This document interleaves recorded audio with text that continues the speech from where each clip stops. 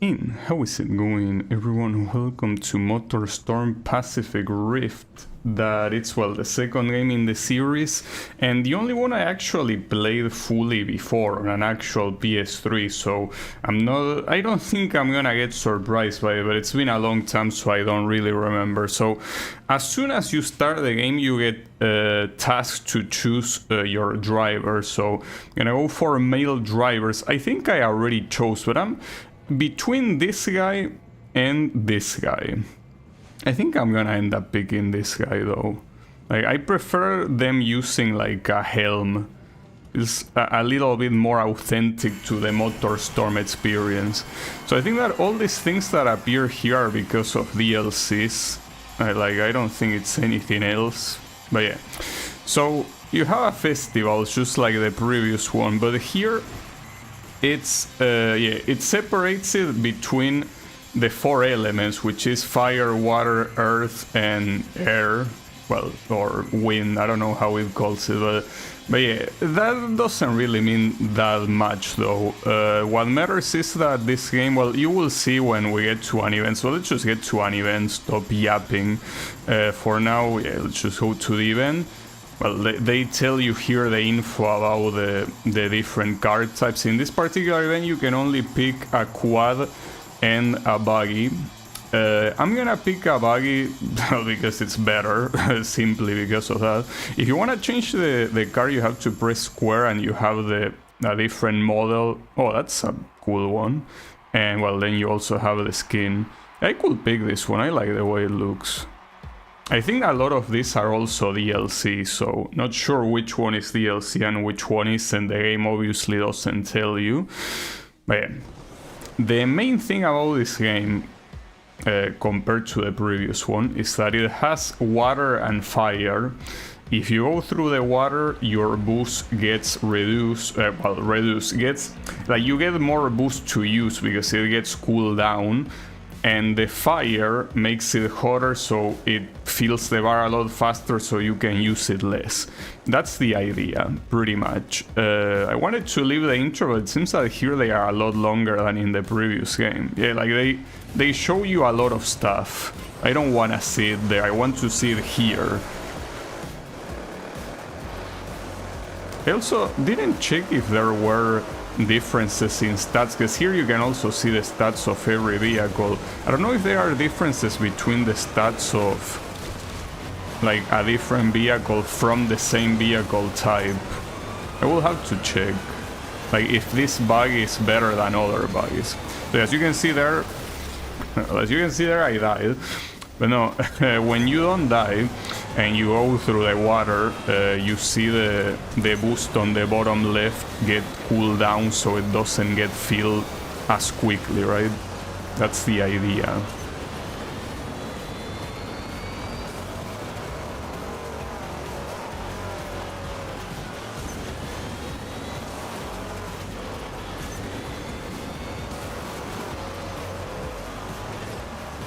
Now, one thing that I gotta confess is that this game didn't want to work at the beginning. I had to do a couple of things to make it work, but it works. Well, for now. I mean, it could crash at any moment, you know? Those kind of things you never know until they happen. Hopefully they don't happen, though. No, these guys are certainly going faster than I am. Oh. Wait, why did you stop? Also, that guy's the devil. It's the one from the previous game on the DLC. So that one you have to unlock it then, because it's not a DLC here. The final lap. You're in second place. Now you're in first.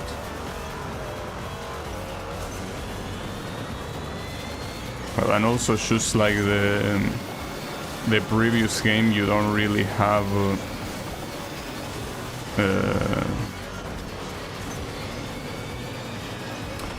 a speedometer, because it doesn't matter. You're either going fast or you're going slow.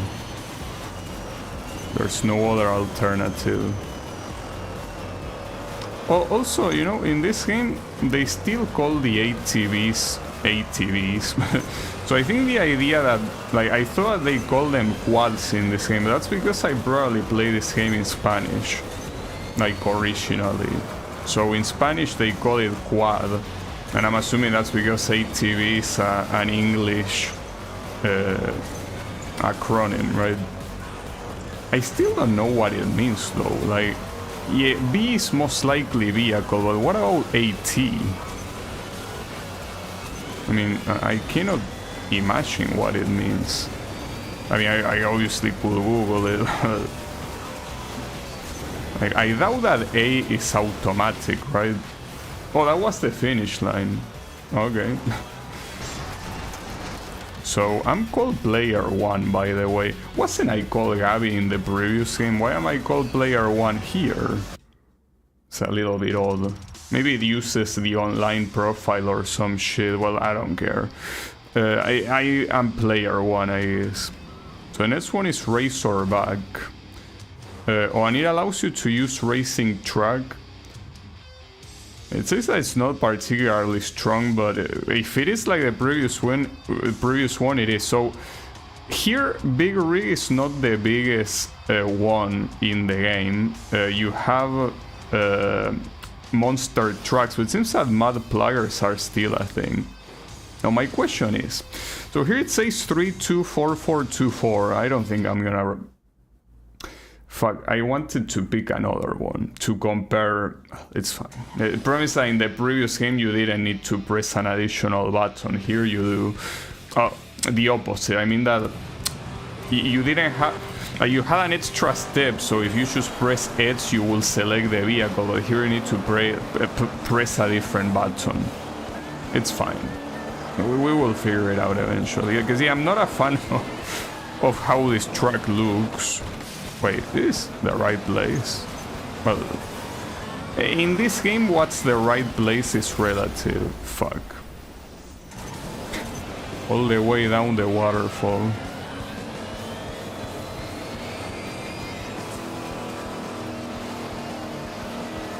So it doesn't seem like the sound is as loud as in the previous game. I don't want to make it louder though, just in case.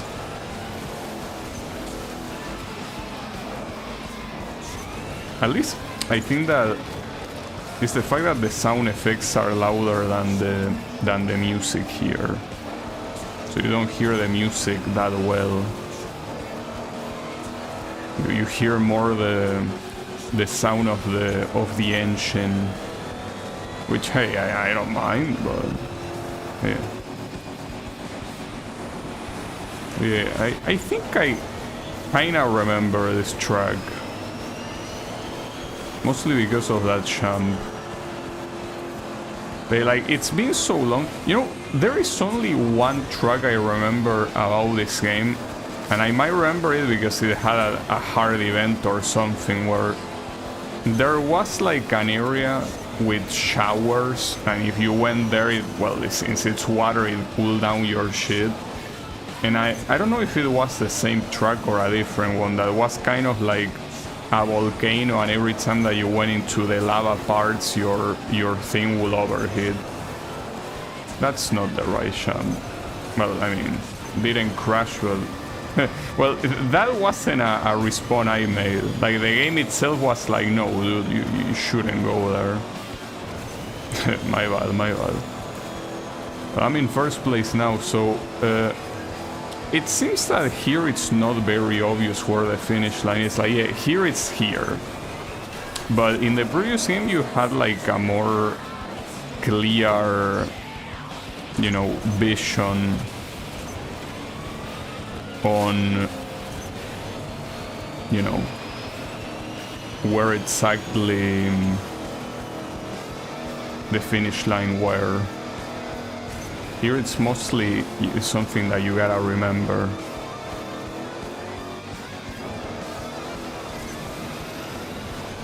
Oh shit. That's bad. Oh, and we have a big rig. Another thing that I remember is the fact that monster trucks were a thing. What I didn't remember is that if big rigs were also a thing, but yeah, they are. Like, it's not like the monster trucks replace the big rig. They are two different categories. That's nice.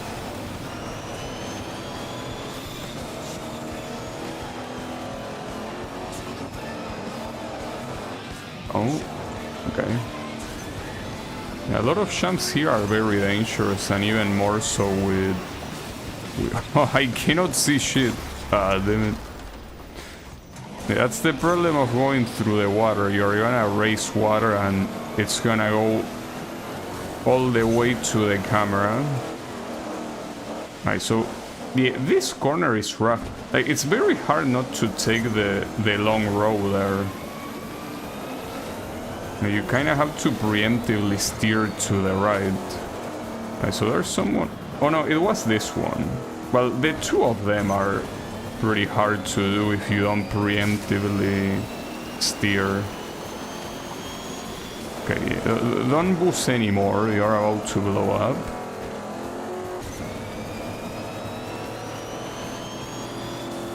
Okay.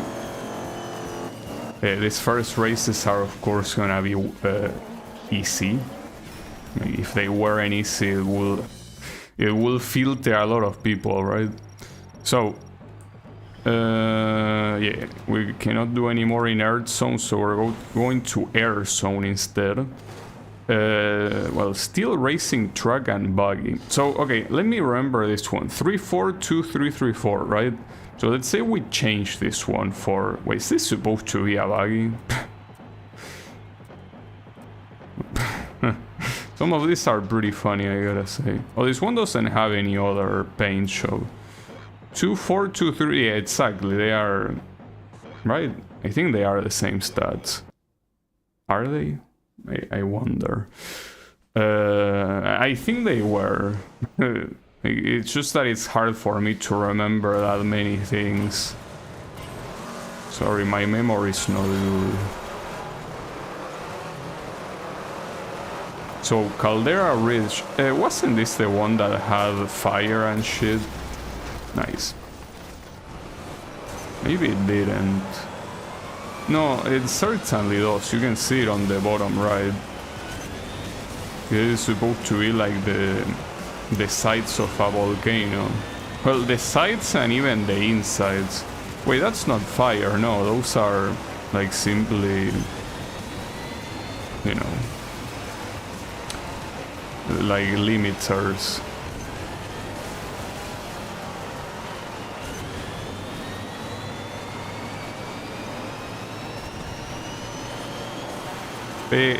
Like the buggy, I remember it being a good vehicle type in this game. Certainly not as bad as it was in the previous one. And here I more or less confirm it. Like, it's very solid in the sense that you don't have any issues with it being unstable, and it also drives pretty well. So that's the reason why my memory told me buggy equals good when I started the previous game. But it was mostly because of this game. In this game they are very good. Well, this is a relatively short track. I'm not sure if it's short, but it's rather simple. Also, how is it going, Emily? Hold up. Before you start, are you here to sell me art for the stream? Because if that's the case, I'm not interested. Just as you know, it's something that I wanted to ask before making you waste time. You know, if it's that, I'm not interested. Because, you know, I don't like wasting people's time, so I'm just preemptively telling you, just so you can move on with your day.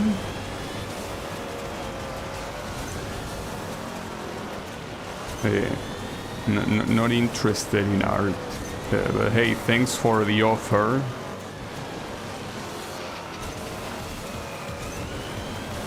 No, you are not. Oh. Well. In that case... well, yeah, welcome. Sorry, it's just that not that long ago there were some sellers just saying that, and you know, they are a little bit annoying. Like usually every time that a name in my chat that shows up that I'm not used to seeing often, I just assume they are sellers. So my apologies. Yeah. Just that I'm so tired of sellers that I don't even want to read what they say. But hey, if you're not a seller, then, you know, yeah, that's nice.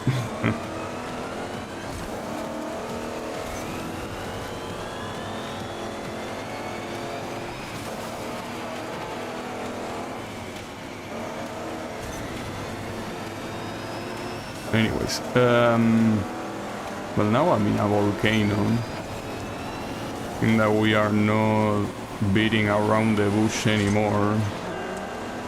We're actually getting inside. Well, not inside. I actually don't remember if you got inside of a volcano or not here. I think it never went into... Did you finish Super Monkey Deluxe? Yeah. I mean, you can see it there. It's on, you know, the story mode. I have completed it.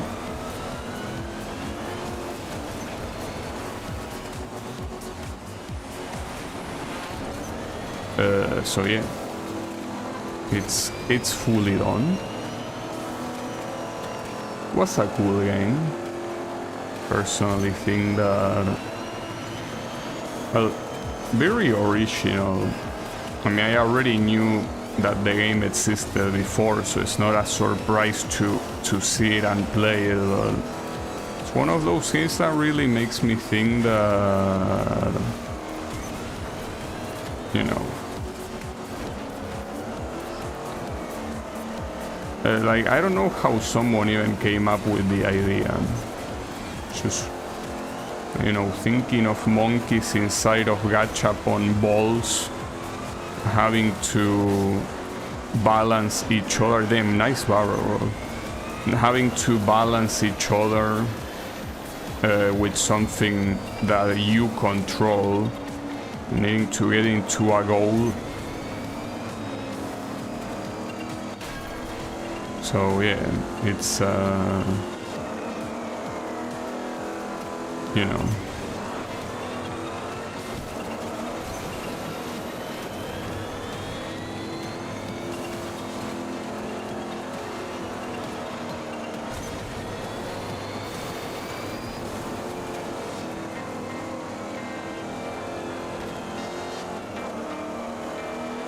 was this path always here? Well, that doesn't matter. What matters is that I didn't make the jump.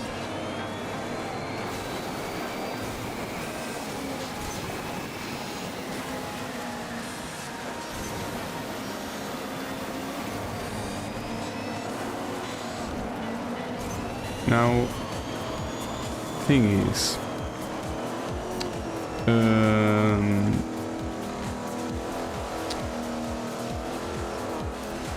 you can look back, yeah, well, like in the previous game. No, thing is, where is the first place? I mean, I'm second, but I don't see anyone in front of me. Oh, it's right there. Alright.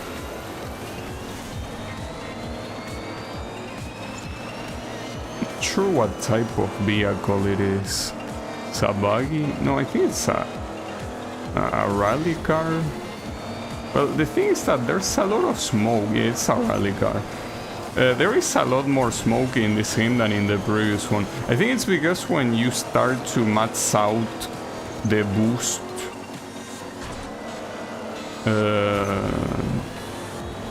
when you start to max out the boost.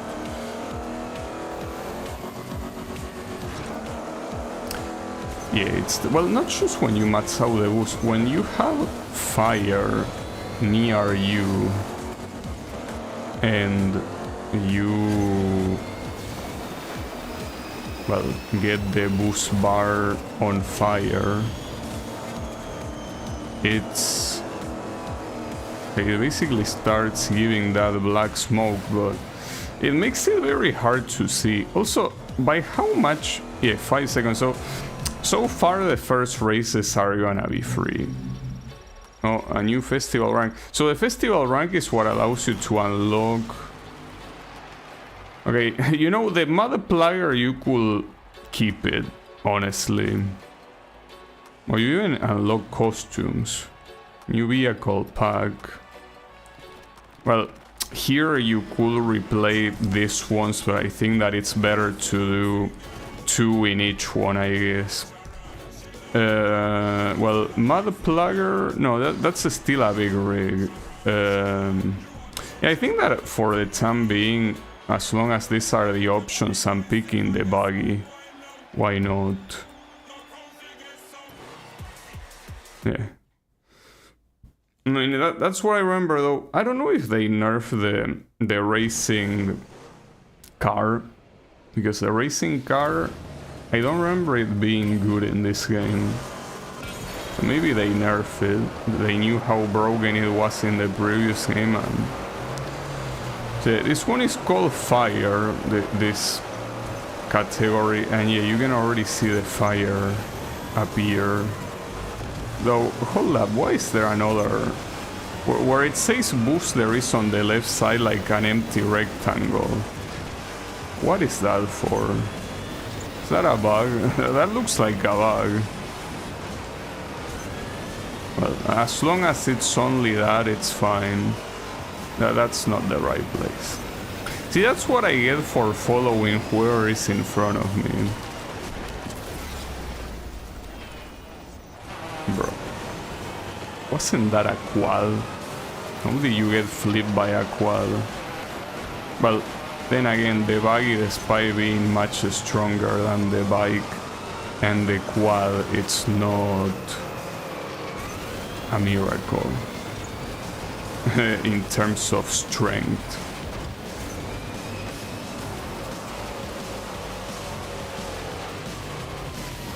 No, that's... Yeah, so as you can tell on the fire category, that's when we are actually inside the volcano, I guess. Oh yeah, so this is the track that I remember. You have the showers and the lava at the same time. For some reason I remember this track a lot. That's not a good signal. Me remembering something this well when the last time I interacted with it was like 15 years ago. This means that this is gonna be a riot. Probably. Wait, where am I going? Is the right path?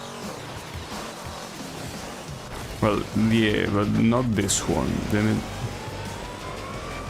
And I'm 4th place. Seems that...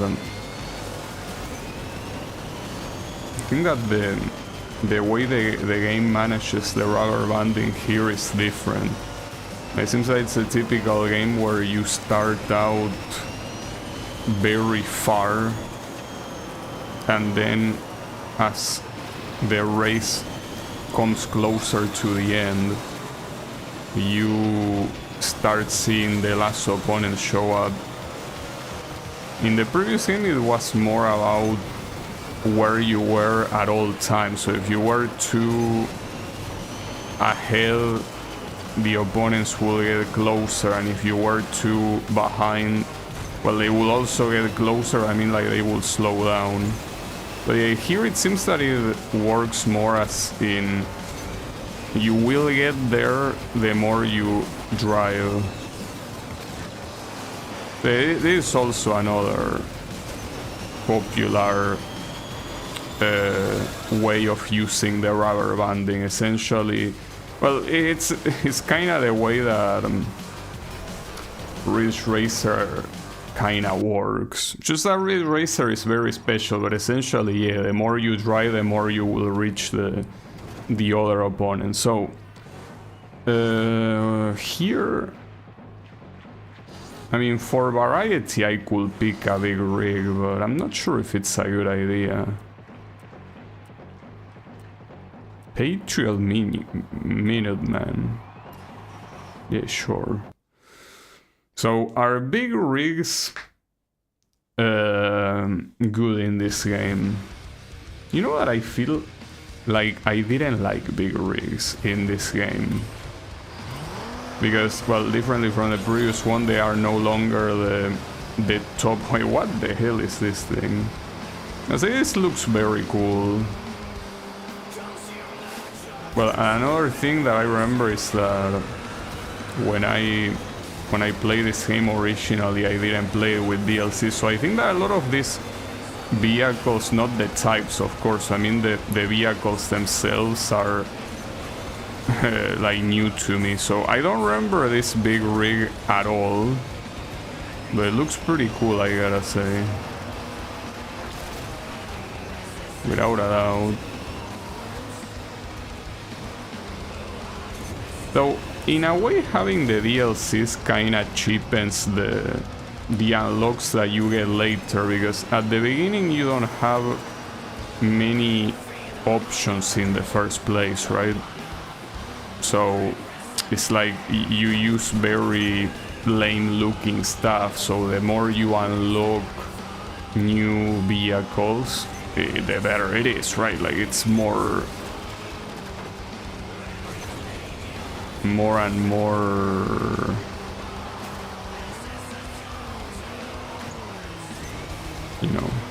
exciting. But here, since you already have some very nice looking DLC ones, it seems that any new unlock is it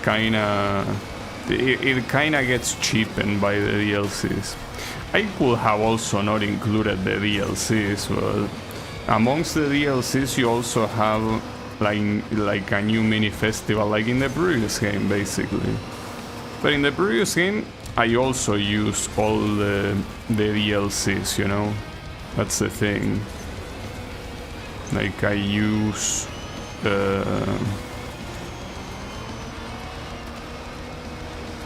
a lot of vehicles that weren't originally there.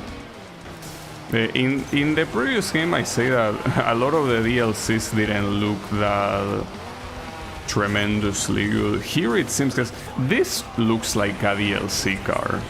Like, I don't think this one was in the base game. Like, it looks too cool to be part of the base game, you know?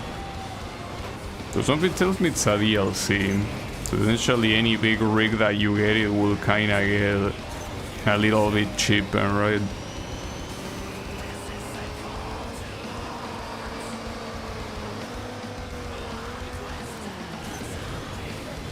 Alright.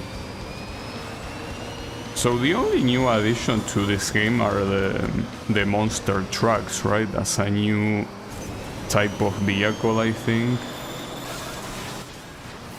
Also, in this game, it's a lot louder when the boost is about to blow up your car. Like here you can easily tell that you're about to get down. Alright, so let's go to Water Zone, I guess. Yeah, it is, right?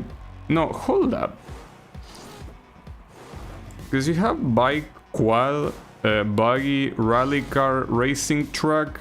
You know, it's fine. Mud plugger, big rig, and then monster. So yeah, monster truck is the only new addition. Well, a pretty cool addition, though, I must say, but they didn't add anything else. So the lunar roll cage was also in the previous game, though. Wasn't it part of the DLC, or maybe no? It's just that I don't know what's DLC and what isn't. It's hard to tell. Alright. I could use the quad in one of these attempts. It's just that there is just like in the previous game, there's barely any reason to pick the quad or the bike because they fucking suck. Like essentially you, aside from bragging, right, to be like, oh, I wasn't expecting that to be so lit. But aside from bragging and being like, you know, look at how cool I look and look how I'm taunting you. Because yeah, here there is a button exclusively to taunt. But unless you're interested in that, there is no reason to pick it because there's no advantage. Like, they are worthless. Like, the best thing that you can pick if you want something lightweight is most likely the buggy. I do want to compare the buggies with the rally cars. Because yeah, in the previous game the rally car was way better than the buggy by a very long shot, but in this game, since the buggies are not trash, it's possible that the rally car in comparison is not that much better, or maybe it's not even better, like maybe it actually sucks. Like maybe they realized it was super broken in the previous game and they decided to solve it in the most classic way, which is nerfing the shit out of it. It's possible. But I don't know, I don't remember. All I remember is the buggy being my favorite vehicle. And it probably is because it was the best vehicle in the game. We will see though. Pacific Rim. How is it going, Wasabi? Yeah, I'm enjoying it. This is fuck. Really? Who put the tree there, dude? Why would you put a tree there? This game, I do remember, well, see, here's the thing. I would love to say, oh yeah, I remember playing this game like a lot of years ago and it was fantastic, and well, obviously as a game it is very good, but I can tell you that if there's something that I remember about this game, it's getting extremely salty. Like, some events later on are so hard to win that I remember getting so fucking salty when playing this game. So it might happen again, but not now, I guess, because we're still on the beginning and the events are easy, of course. Okay, so here you don't have many choices. It's either the racing truck or the big rig. So what other big rigs do we have? And there are some pretty good ones. The one by default that you get is the Molotov Caucasus. This interesting name. But the other ones look cooler. Just that I want to see this one. Okay. I think that was a graphical bug. Not sure exactly of what, but pretty sure it was. Oh, it seems... Are the pools bugged? I think the pools might be bugged. Are they? Let's see. Or maybe it was only on the presentation. Well, only one way to find out. It might be, because here they look good. Okay. Keep in mind that this is a game that, well, the compatibility wiki of the simulator reports it as fully playable, and the only issues that it has are fixed by changing settings. So the thing is that you have to change a lot of settings. Oh, and this track, okay, see that one, that's a bug. That is 100% a bug. Okay. Alright, compatibility wiki, I need you to write that one down. That one is not looking very nice. So it seems that it's... Or maybe it only happens with... if you pick a big rig. The problem is that it seems to be constant anytime that you take a dip in the pool. Though in this particular pools. Should I clip that and send it to them? No, I don't think it's a good idea. Because the thing is that emulator... Oh, fuck them, I really cannot see shit here. Like, it's actually a bug that is a big deal. Is it only on this track? I mean, I hope it's only on this track. Or maybe, as I say, it's only for this particular vehicle, which will be weird, because I don't see why the type of vehicle will make a difference. It happens very, very often. Well, let's just assume it will go away magically, okay? This track, I was gonna say something and I got distracted by this bug, but I remember this track a lot as well, and it's most likely because this track is extremely annoying to win. Not now again because we're in low difficulties, but later on this is gonna be a piece of shit. Most likely.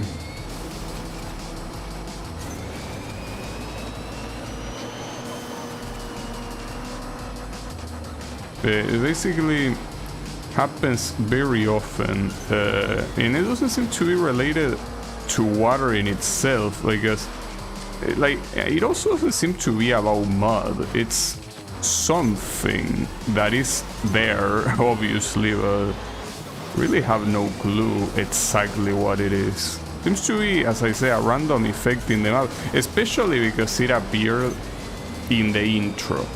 Since it appeared in the intro, it cannot be an effect that is like a splash effect. Has to be more of like a mist effect, like a fog effect, right? There's something ain't working right. Ironically, that's the thing that kind of complements what I was saying. This is a game that works in this emulator, but after a lot of workarounds.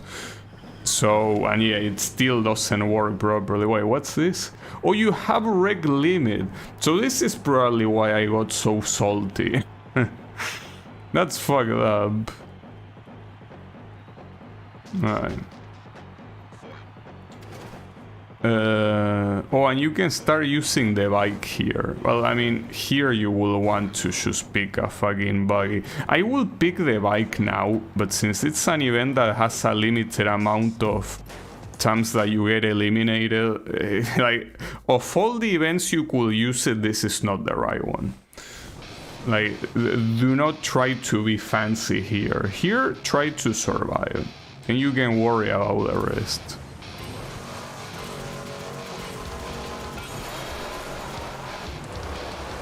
Oh, I was also about to say about should I send the clip to the developers? No, because the developer of these emulators, unless you attach a log file, they are not gonna help you. Like, it could be like the most obvious bug in the world, right? Like, it could be something that just by looking at it you immediately know what the problem is. But even if that's the case, the emulation guys tell you, yeah, send a dump. It makes sense because that way you can see the whole picture. You can see exactly what settings the player is using and under what conditions the bug appears. But yeah, in a lot of cases I'm pretty sure these are relatively known bugs.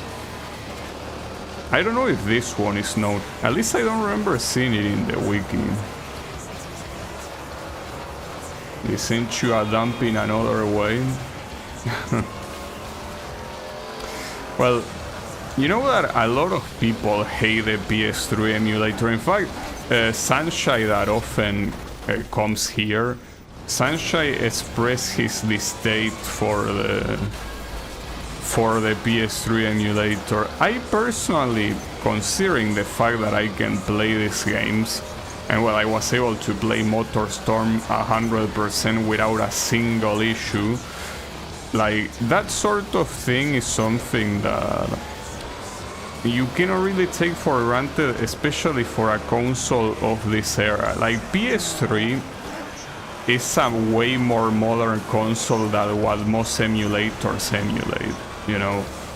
Like, most emulators, when you think about emulator, usually the first thing that comes to your mind is either NES or maybe PlayStation 1.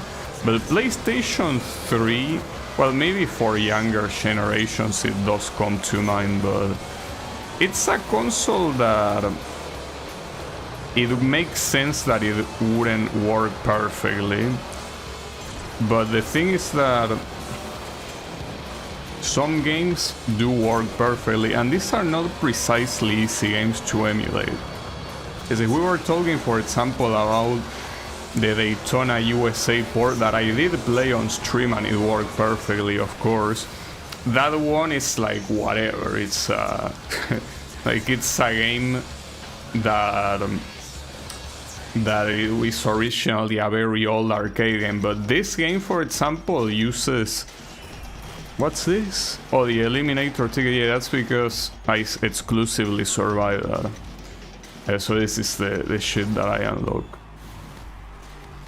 Oh, the Mud Plugger. Look, I'll try the Mud Plugger simply to see if they buffed it. Because if they didn't buff it, there's obviously zero reason to use this piece of trash. Let's see if it's better than it was in the previous game. Like, maybe in this game they are good. I mean, the descriptions say that they were stable, and maybe they are stable, but that's what I want to see. Are you stable? Or are you the same piece of shit you were in the previous game? We will see. But hard to test when you're being cornered like that.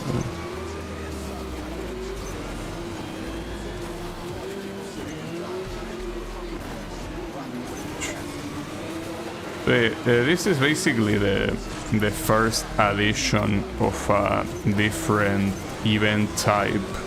Here we have Eliminator. It's the classical oh wait, that's not the right part. My bad. Like, Eliminator is the classical where if you are in last place you die and the last one standing wins. And thankfully the eliminations happen in 15 seconds, so it's not like you're gonna be driving for a while. But yeah, the thing is that in general it seems that the events in this game are shorter than in the previous one. Though for now it's mostly because the races are 2 laps long. But when they get 3 laps long it's gonna be closer. Yeah, I don't know. Also, I just wanted to confirm that the Mud Plugger is still absolute trash. And you know why it's absolute trash, because this here, I don't know if the speed is better than some other ones or whatever. The steering is absolutely horrendous, and differently from the big rig, it cannot even... Also, yeah, by the way, the best thing about the Mud Plugger is how stable it is. Yeah, very stable indeed. Extremely stable. I get emotional seeing how stable it is. As stable as man, you know, I could have seen so many edgy things right there. I have a filter, don't worry, but man, I was gonna say something that could easily get me banned. It's fine, don't worry about it. Point is that this shit is not stable at all. I get emotionally unstable at how stable it is. Yeah, like, the steering is trash, and the thing about the steering being trash is that when you take a corner that is mean and has a lot of inclination, this shit is gonna end up flipping to nobody's surprise. Oh, the eliminated cars remain in the track. That's fucked up. Well, I won though. Alright, so let's go to Air Zone. Target time. Okay, this is another type of event that is essentially a time trial, and if you're able to get it, you unlock, I'm assuming this one, right? Probably.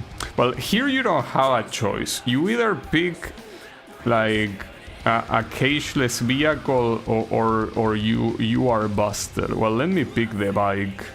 What do we have? Oh, this one looks pretty cool. Reminds me of like the Wario bike. It's not your opponents. You have to. I have to worry about the loading screen being so fast that I cannot even read the fucking message you're trying to get me to read. But yeah. So you know what the best part about using a bike is that you can do this. You can basically non-stop taunt like a moron. Doesn't matter how close you are to the opponents, you will always make a taunt. And you have a dedicated button to push. Like the L1 to punch left, R1 to punch right. It also works with cars, it's just that the cars obviously don't punch. What they instead do is they slam. Kinda like in F-Zero basically, a side slam. Yeah. It's funny when you taunt guys. You know, I remember when I played this on a real PS3, like my mom was watching me play it, and I remember her laughing every time I did a taunt, because it is funny. This guy's just moving like a moron, and sometimes to nobody, you know? Because when there's someone nearby, at least it makes more sense, but when he's doing it by himself, it looks so stupid. But here you can flip the middle finger, like that, exactly.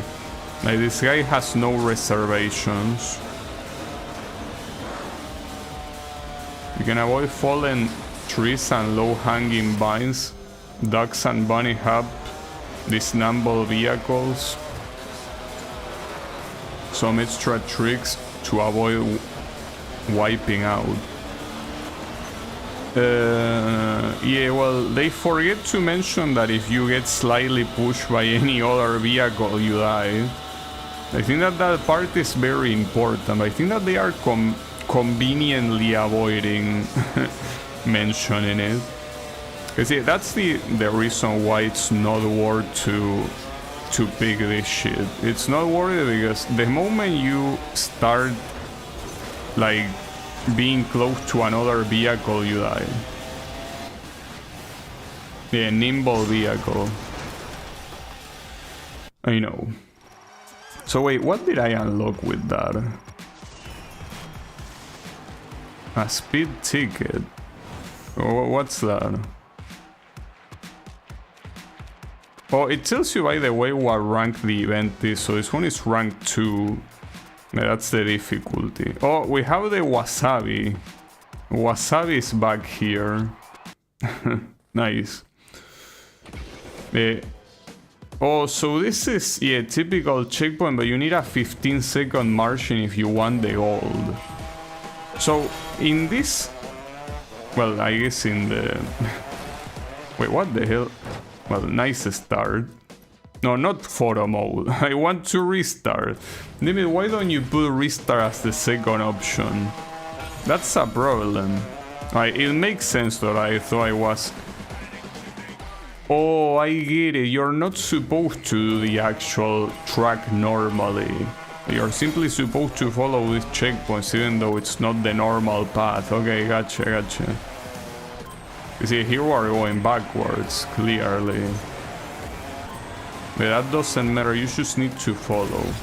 Anyways, thanks for writing the loading screen. Though these loading screens are probably better to just ignore them, you know.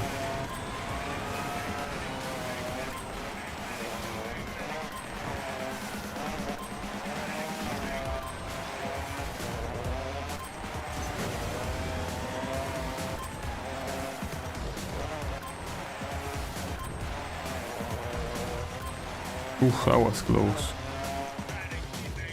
I think that also these things give you less time the more you go on or something, right? Or maybe they all gave me 2 seconds and I'm just making shit up. And maybe I am making shit up.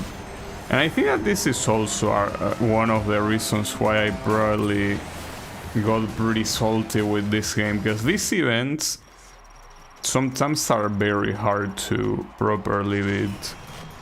Right, so you get the rally car and the monster truck. Well, we won't be able to use them yet, however. Oh, here it's buggy or nothing. We can do this one, for example. The Rift. Is that supposed to be the flagship truck in the game? We are rifting. So how is it going, Sunshine? I was actually talking earlier about the fact that you were not a big fan of this emulator. This is the PS3 emulator. I personally don't have issues with it, or rather, like, obviously some games are not gonna run perfectly. This one is also an example. And was that a crash, really? It's fucked up.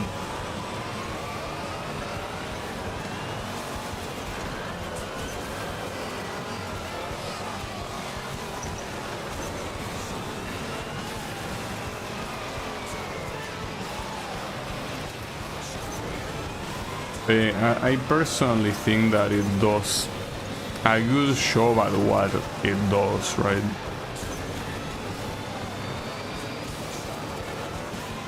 To mention, there have also been a lot of improvements in these last years, you know.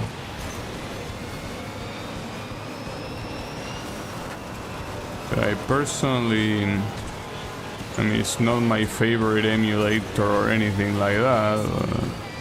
I think it at least does what it does pretty decently. Could be worse. Could be like Semu. See, I think that that's the perfect example of a very shitty emulator. Or basically like 90% or even more of the whole library doesn't work.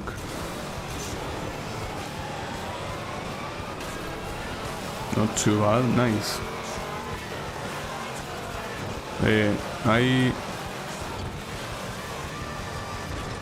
I gotta admit though that this game took me some attempts to make work properly. I think at the beginning I was trying to read the ISO, right, like the virtual disk image, and it didn't like that. Like, it didn't like reading it. Wow, I got a crash. It didn't like reading it straight up, so I basically just had to extract the contents of the disk image, and only then it worked properly.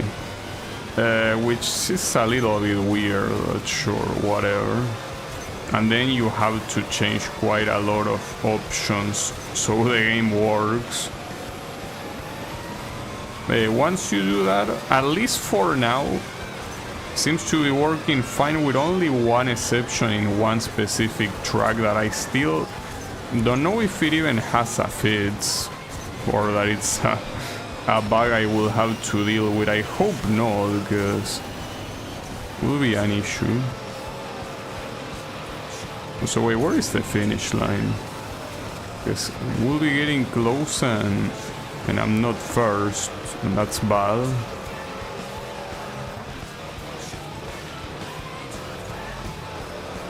That's the finish line. No, don't flip. No, damn it. That sucks. Damn it, dude.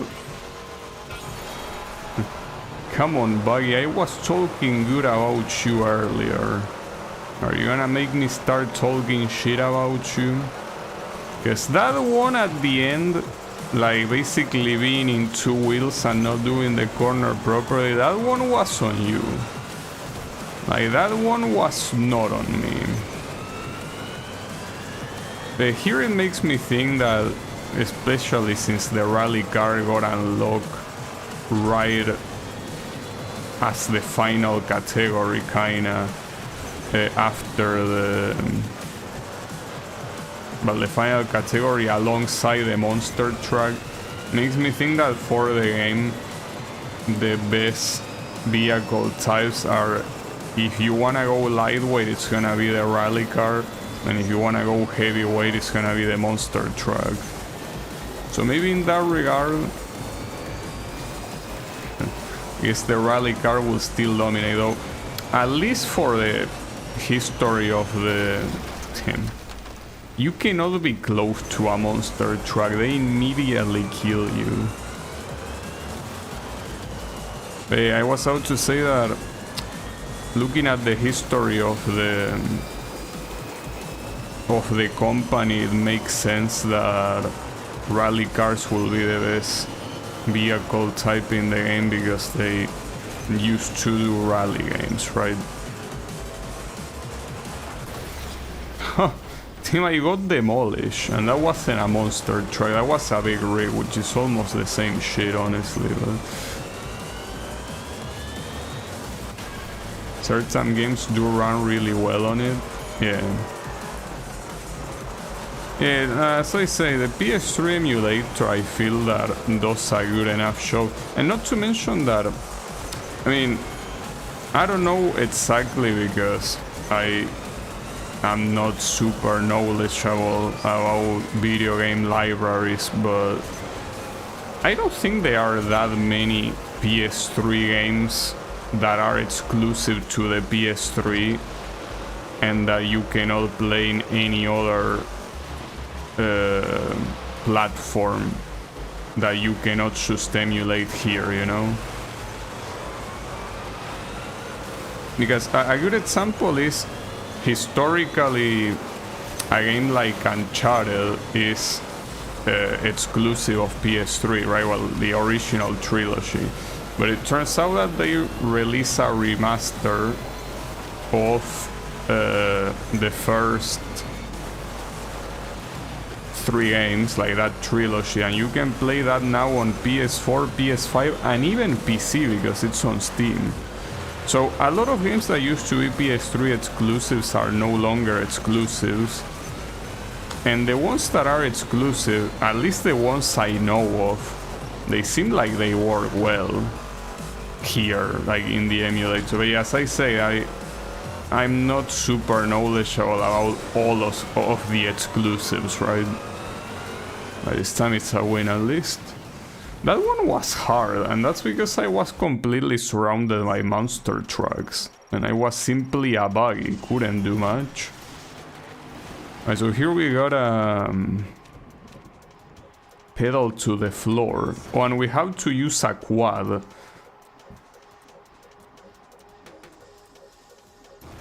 We can pick the wasabi. The first 3 sadly are not on PC. If you mean Uncharted, they are. It's called the Legacy Collection. Well, I don't know how it's called, but I mean, yeah, technically you don't have the the Legacy Thieves Collection, but I mean, aren't those the first 3? Like, what is the problem with the Legacy Collection? Does it do something badly? I ask because I haven't played it, so maybe it's not they are not good ports, but like, doesn't that just work fine? I plan on playing it at some point on stream because I have it for PS4, but is it too different from the PS3 games? For what I understand, it's the first 3 games. Wait, it's just... Oh, so I get it. There are 2 collections, and the collection that is for the trilogy is not on PC.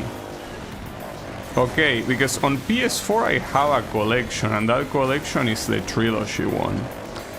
Well, that's interesting. I didn't know that. I thought that one was also on Steam. So only the one that has Uncharted 4 and Lost Legacy.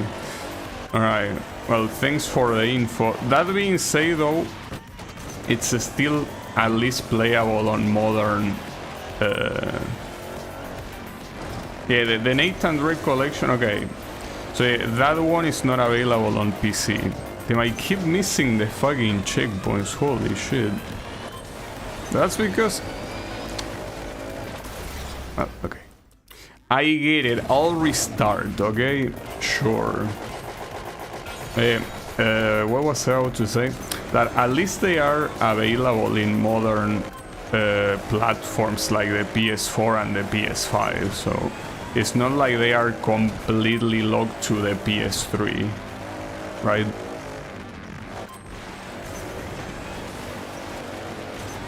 So in that regard, it's not that you need to fully rely on the PS3 emulator, like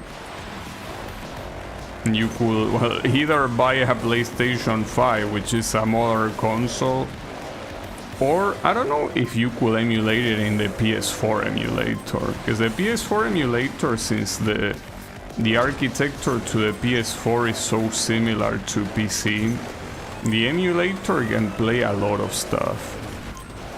So that's why I say that the PS3 emulator should be exclusively saved for games that are stuck there. Well, another good example is Demon's Souls. So Demon's Souls has a remake. Just that a lot of people don't like the remake and prefer the original. I personally think that the original is trash, but I haven't played the remake, so I don't know how the remake is. So I feel like Demon's Souls is understandably such an inferior game to the Dark Souls games. It makes sense since it came earlier and it's very rough, but... Are PS5 still being scalped? I have no clue. Since I have zero reason to buy a PS5, I'm not very familiar with their state right now. But it could be, and I mean, considering that now everything is getting more expensive, maybe there's gonna be less stock, I don't know. Everything goes to shit. I'm not sure exactly how it is, right? Oh, I think I remember this bike. I think I remember liking this bike a lot when I played this game on a PS3.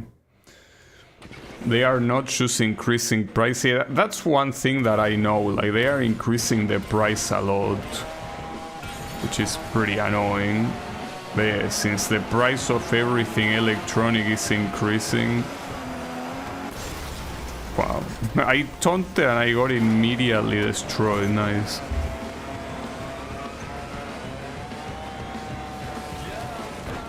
Oh, and this is the one with wreck limit, so...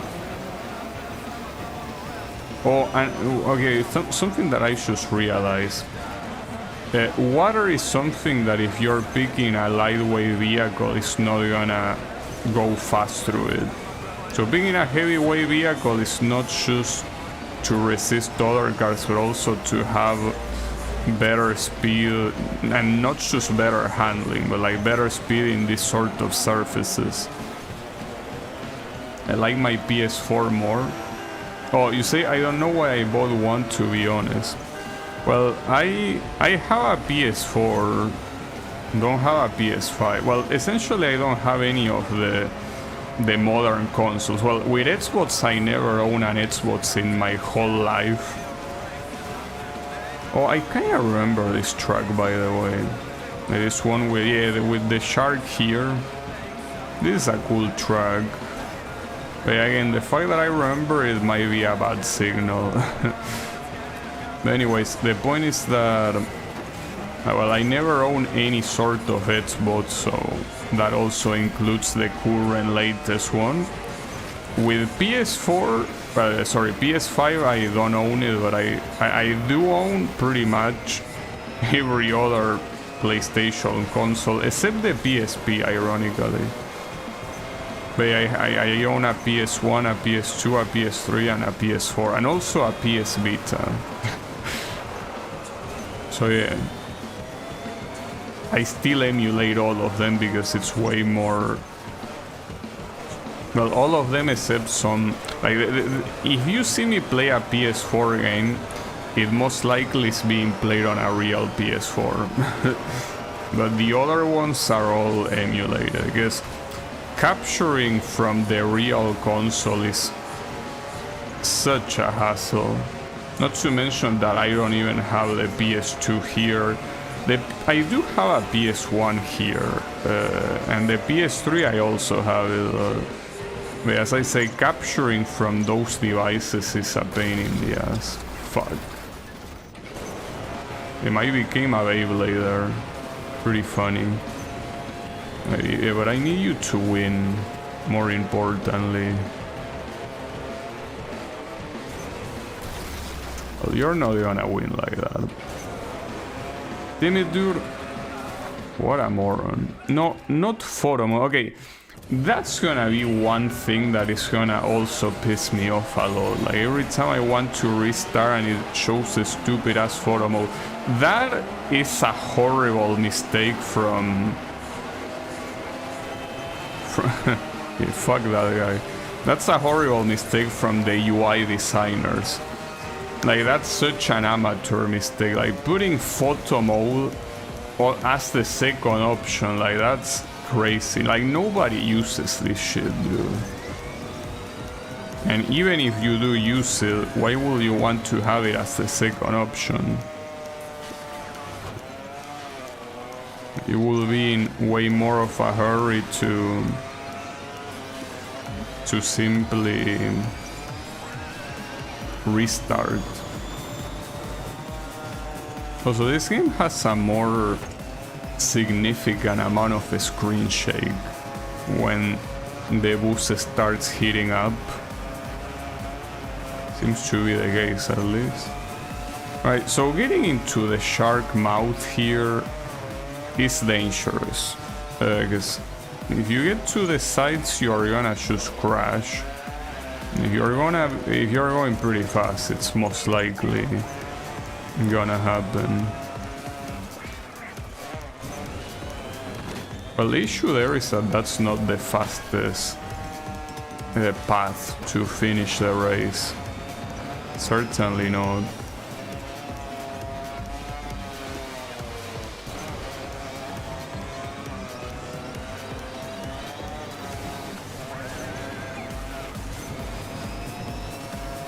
That waterfall there in the distance looks so cool.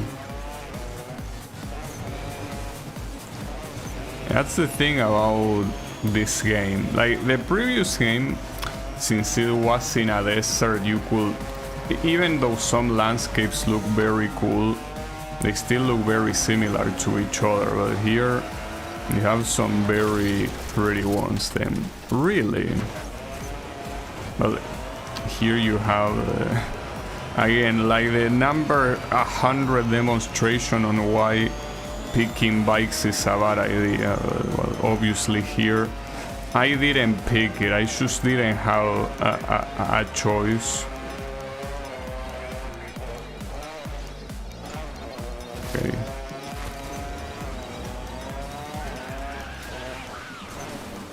At least this time I win. Well, that was rough to win. But yeah, I win and with the reg limit, so we can do the elimination even, right? Yeah. Alright, let's do it. Well, at least it's with a buggy, so we shouldn't get too fogged. Damn, this looks so stupid. Like, this looks like a shopping cart. Why would I be driving a shopping cart? Come on.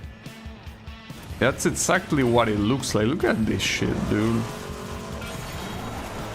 That's something. Oh, that car in front of me, that looks very good. Yeah.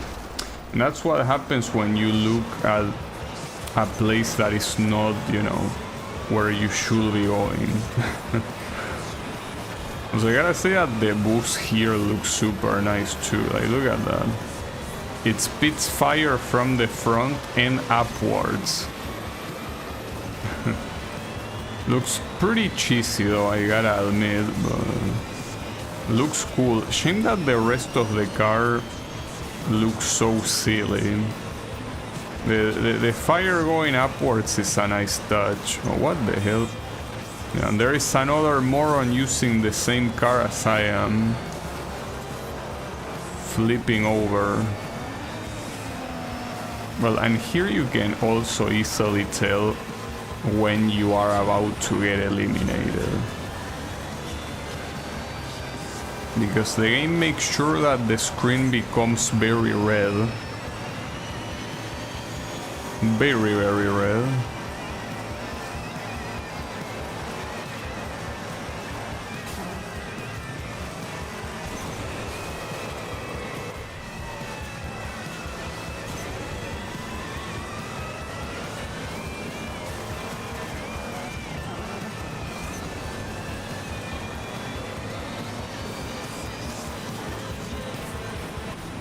Oh, then you landed on the worst place possible, but it's fine. Would have been worse.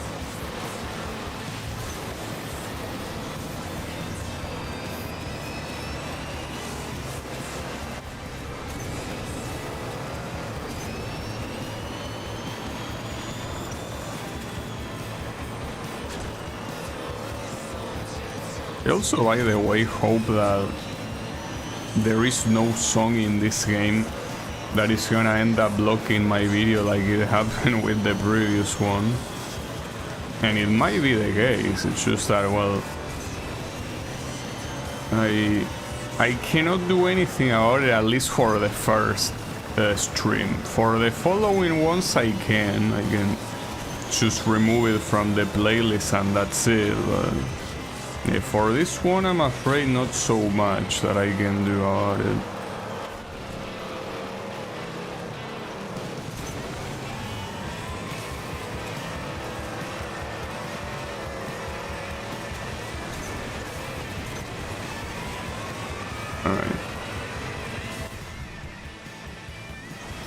So far, all these events are free to win. Alright, so back to Earth Zone. Is it still on rank 2? Yeah, it's still on rank 2. Oh, and here, oh never mind, it's a big rig. I thought it was gonna be a mud plugger. North Shore Moonguard. That's supposed to be, well, ironically, like a Nordic name. Shormunga, I don't remember what it was. I'm pretty sure that is something out of Norse mythology. I don't remember exactly what. Well, that looks very pretty with the sun in the background, kind of being like a sunset. Pretty nice.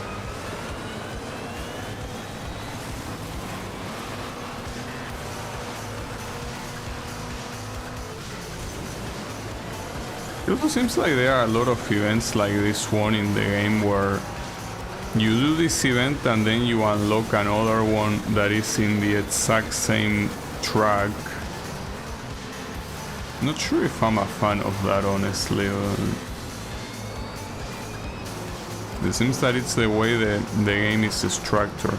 Well, the thing is about this game is that you don't need to win every single event to get to the last ones, I'm assuming. In the previous games, though, you did need to do that. You needed to do that. See, otherwise you wouldn't unlock the final ticket. But here, since it's essentially a pool of points instead of like of an actual requirement, it works.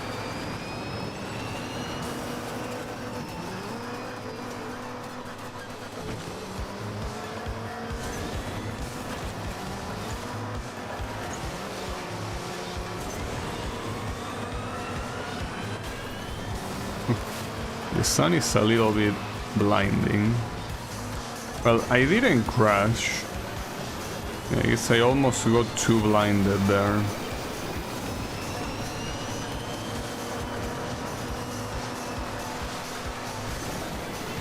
Also something that forgot to mention that in the fan game I'm working on, I'm almost halfway through finishing the boss, which means that I am probably gonna finish it sooner than expected. I'm not gonna get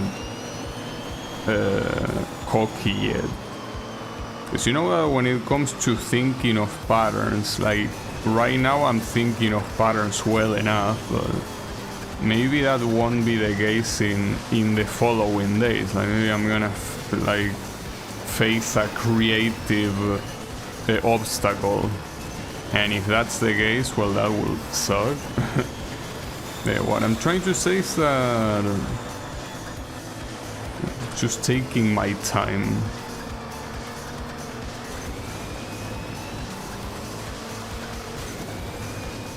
Got it. So almost didn't get it. I mean, the first place, because yeah, the time limit, it was without a doubt there. So this one is, I think, another one of those with the checkpoint, right? There doesn't seem to be as many buggies as other vehicle types for some reason. It's like the game has something against the buggies. Oh, wait, this bug again. Speaking of buggy. So this bug is not related to a specific track like I thought it was. It can happen at any time. For example, right there it's happening on the bottom right. Well, at least if it happens on the bottom right, I don't give a fuck, because it doesn't get in the way of my vision. But yeah, that looks a little bit weird, because I'm not even sure what it's meant to be. It's fine, as long as you stay down there. You can stay down there all you want. Be my guest. Like, feel yourself at home. But yeah, at least with this we know that it's not like just fits it into a single track or a single... I didn't miss that, you sack of shit. God damn it. So here, even if you go through the smoke, sometimes it doesn't count it. That's weird.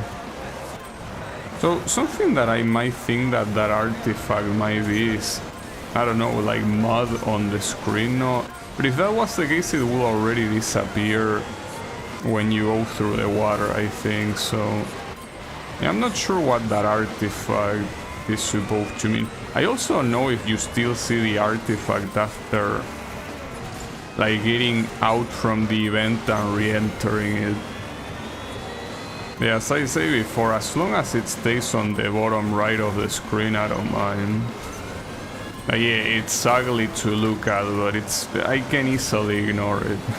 I mean, the same way that you can easily ignore my camera, for example.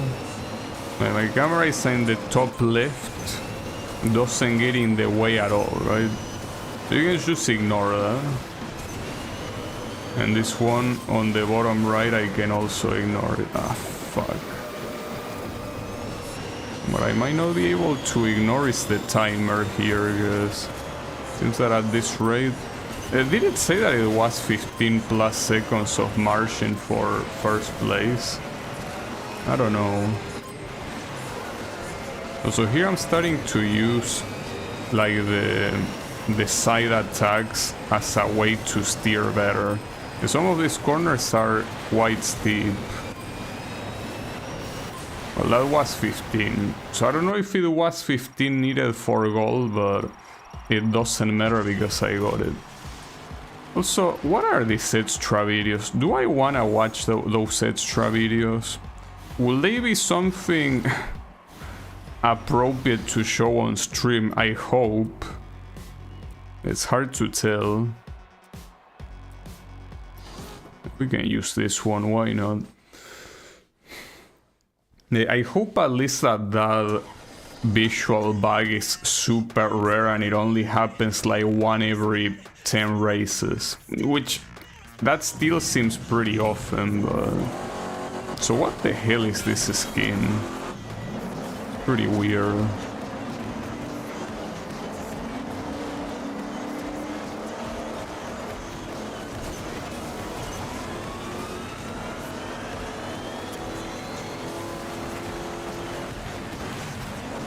Don't try to challenge him.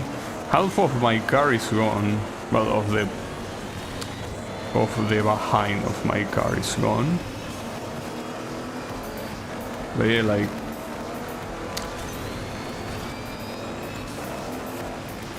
The monster trucks, you cannot challenge them. I mean, they are basically the equivalent of big rigs in the previous game. Like, if you hit them even slightly, you're dead.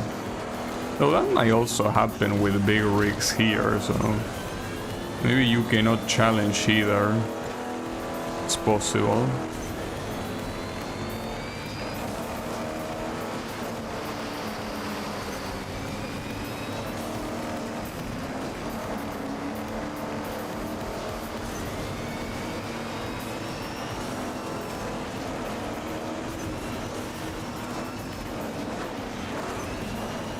I'm surprised I didn't crash in the entirety of that sequence. Pretty nice.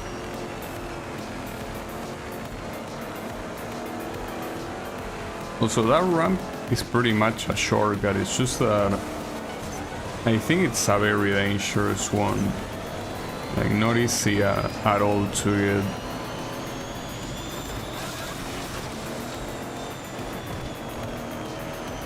Should I go here? The fact that it shows blue, I don't know what it means. Because it doesn't have water, so I'm not sure what it's supposed to communicate. Maybe they just feel like painting the signs blue, but I don't even know what symbol is in the signs to be like what to expect there. Maybe it's nothing. Like, everything is just a big decoration, including the symbol. That's risky, okay, but I got it. Yeah, doing that jump at the end of the race before, well, ever doing it before is pretty dangerous. Okay. So, that unlocks a speed ticket. Also, I'm not sure why, but I'm tasting blood. Did I cut my lip or something? Weird. It tastes like blood. Awkward. Reminds me of the whole the curtains are blue. Yeah, well, that one, I personally remember it with the dress. That I think the dress was either blue and golden or some other combination, I don't remember. It's one of those things that I was not supposed to do that. No, I was supposed to do that. So that's a hard jump. That's not what it's referring to. Wait, so I don't know which one it is. Oh, the curtains being blue. Okay, maybe... Wait, I did get the jump somehow. But am I going the right way? No, clear... Okay, no, hold up. That's not what the game wants me to do here. There is another path to follow that doesn't involve the ramp or to keep going forward. It's basically doing like a full turn here. Even though it looks so slow, but it's what the game wants me to do. It looks slow because it is slow, god damn it. It's referring to teachers that say the curtains in this story are blue to represent this character's sadness, when they are actually just blue for no reason. Oh, I had no clue about that. Well, I guess my version of that is, you know,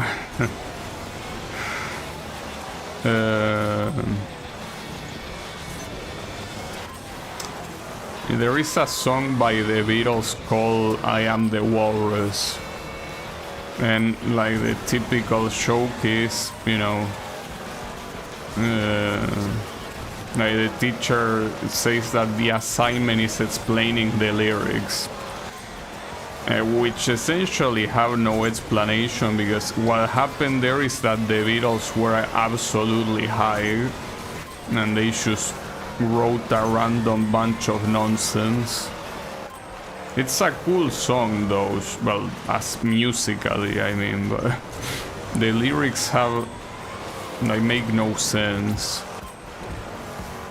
I mean, the chorus of that song is I am the Eggman, I am the walrus.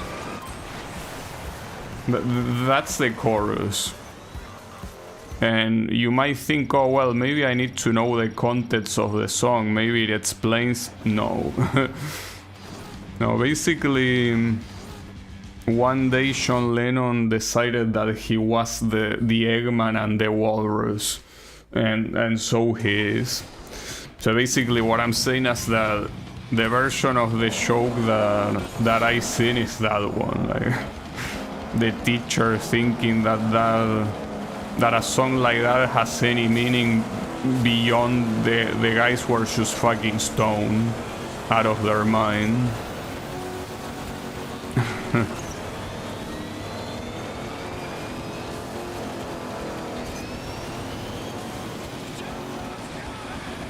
In that era, it's not a joke. You might be thinking that I'm joking that they were stoned, but no, it's well known that one of the eras of the Beatles where they were all about hippie stuff, they were just high. Like they basically discovered weed, and that had quite an impact in their lives.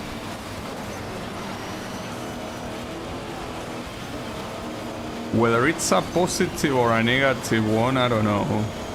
I guess that depends on them. Yeah, I can tell you that the result were songs like that. Kinda like the equivalent of... Well, no, I was gonna say it's the equivalent to like modern art, but not really, because at least musically the songs are good. It will be the equivalent if they sounded like shit, but I mean the songs sound cool. If anything, the issue was on the one that wrote the lyrics. I don't know who wrote the lyrics though. I mean, I should say John Lennon, because he's the one that was the singer, but I don't know, maybe it was another one of the four, or maybe it was neither of the four and it was just the typical producer that writes. Because I mean, the majority of singers, well, I don't know if the majority, but a very big portion of singers don't even write their own songs. They just have someone else to write them, and they are essentially the singer, of course, but also like the visible face, right? Like they have charisma, or they simply have beauty, so they are the ones that are visible. But the brains behind that tends to be another person, right?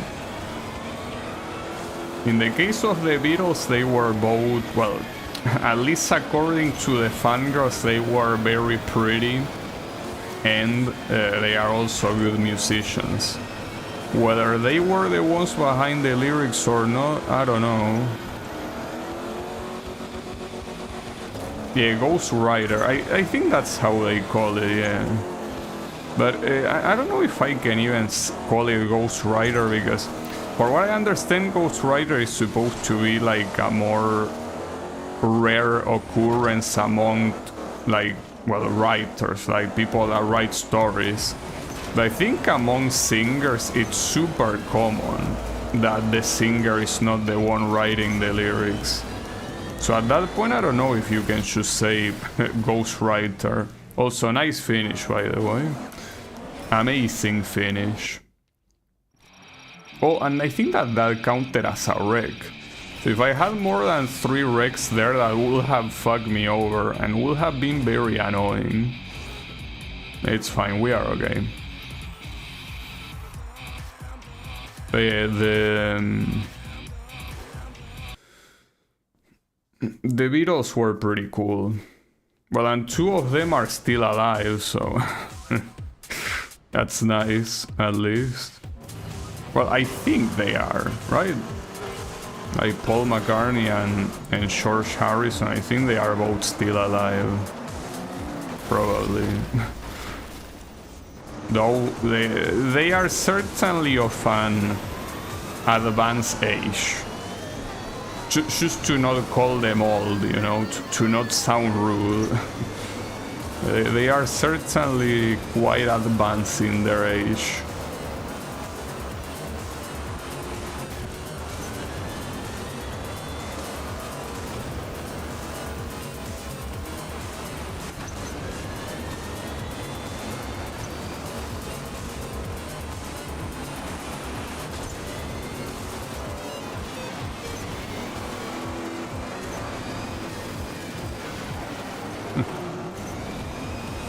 Though in some cases, I think Paul and Ringo are alive. I don't know, I think that they might be alive in the other world. And I'm not sure if that counts as alive. I think that they might not be alive. But hey, maybe, I don't know, maybe they resurrected them. It's possible. Maybe my intel is outdated. Maybe someone perform a ritual. Yeah. No, that one, see, like there are many things that I could have my doubts and be like, wait, are you for real? But no, like those I am very sure they are both dead. Like both Sean and Ringo. Yeah. Well, in fact, Sean's death is very famous precisely because it was so ridiculous, right? Like you have a fan that is so obsessed with you that it kills you. In fact, I'm pretty sure that death probably spawned a whole genre of fiction of someone being so obsessed with a famous person that they just kill them. Pretty fucked up. Well, they even made a movie about that. With Ringo, I don't remember if it was cancer or what. Or maybe overdose. I mean, a lot of those type of artists tend to die that way. Not sure if that was the case for him, but yeah, it's a little bit of a less popular death than Sean Lennon's. Wait, is that gonna be a crash? No, thankful. Okay, it will, but it doesn't matter. I win. Actually, good timing, very good timing. Okay, so that unlocks, oh, nothing. That's what you unlock, not a single thing. Basically, thanks for participating, asshole. Right, well, technically you unlock points. Well, wasn't Sean Lennon's dead also because of something involving the catcher in the... in what? I'm not sure what you're talking about there. The catcher in the rhyme. What's that? Is that a song? Because you know that I'm not an expert at the Beatles discography, right? So that might be a song and I'm not aware. George Harrison died in 2000. Wait, so I had it wrong? Really? No way. I killed the wrong Beatle? Oops.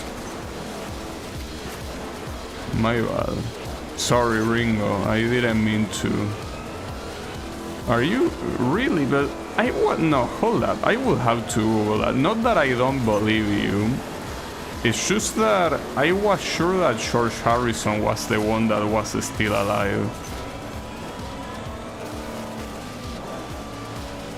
It's the name of a book. The guy that killed Sean Lennon read it. Well, I don't know what the book said. But I mean, I don't think that even though it, you know, might have been something that added to it, I think that, you know, I don't think we should give the responsibility to a book. Ouch. If you are wrong, you have to stream Metal Gear. No, you know, like, I'm not a... In that regard, I rather believe you than playing that. Fuck. Also, okay, there you don't drone because your car is short enough. You drone because you're going through the wrong place. The flags are there to tell you where you don't drone.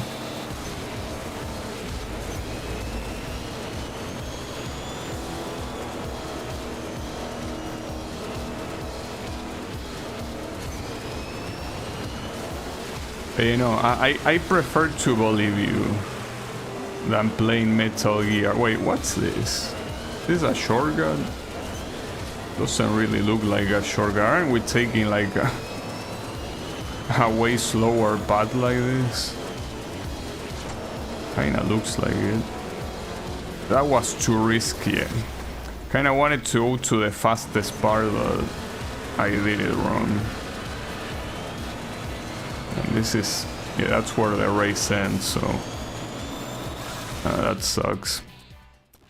What kind of music do you like? I mean, I don't really have a specific genre of music that I like. Like, of course I can tell you Eurobeat and, you know, I don't know, like video game music, but like, well, with Eurovision is a good example that I don't really have a thing that I like especially, because Eurovision, by the way, is a European song contest, and you don't have a specific genre of music that you need to enter with. You can enter with whatever you want, right? So I like a lot of songs that have nothing to do with each other. A good example is, you know, look up, if you want to, look up Finland's entry of Eurovision in 2023 and look up, well, also Finland's entry on this year, 2026. Like the 2023 entry is called Cha Cha Cha, and the 2026 one is called Liekinheitin, which means flamethrower in Finnish. Those two songs have absolutely nothing to do with each other. Like, in fact, you can probably say they are the polar opposite. I like them both, probably to the same degree. Like, I think they are both fantastic songs, and yeah, they are extremely unrelated, not just in the way they sound, but also in the lyrics. They have nothing to do with each other. Like, one is about basically a guy in a club getting drunk and being able to finally stop being so reserved. And the other one is about a guy that is obsessed with a girl that is a cunt, basically. It's just that he doesn't say it like that, of course. He says it very poetically with a lot of, you know... Fuck, I always forget this word. It's a common word and I keep forgetting it every single time I need to say it. What a shitty ass word. What is it? Like, I think of the word euphemism, but it's not euphemism, and it's not reference either. It's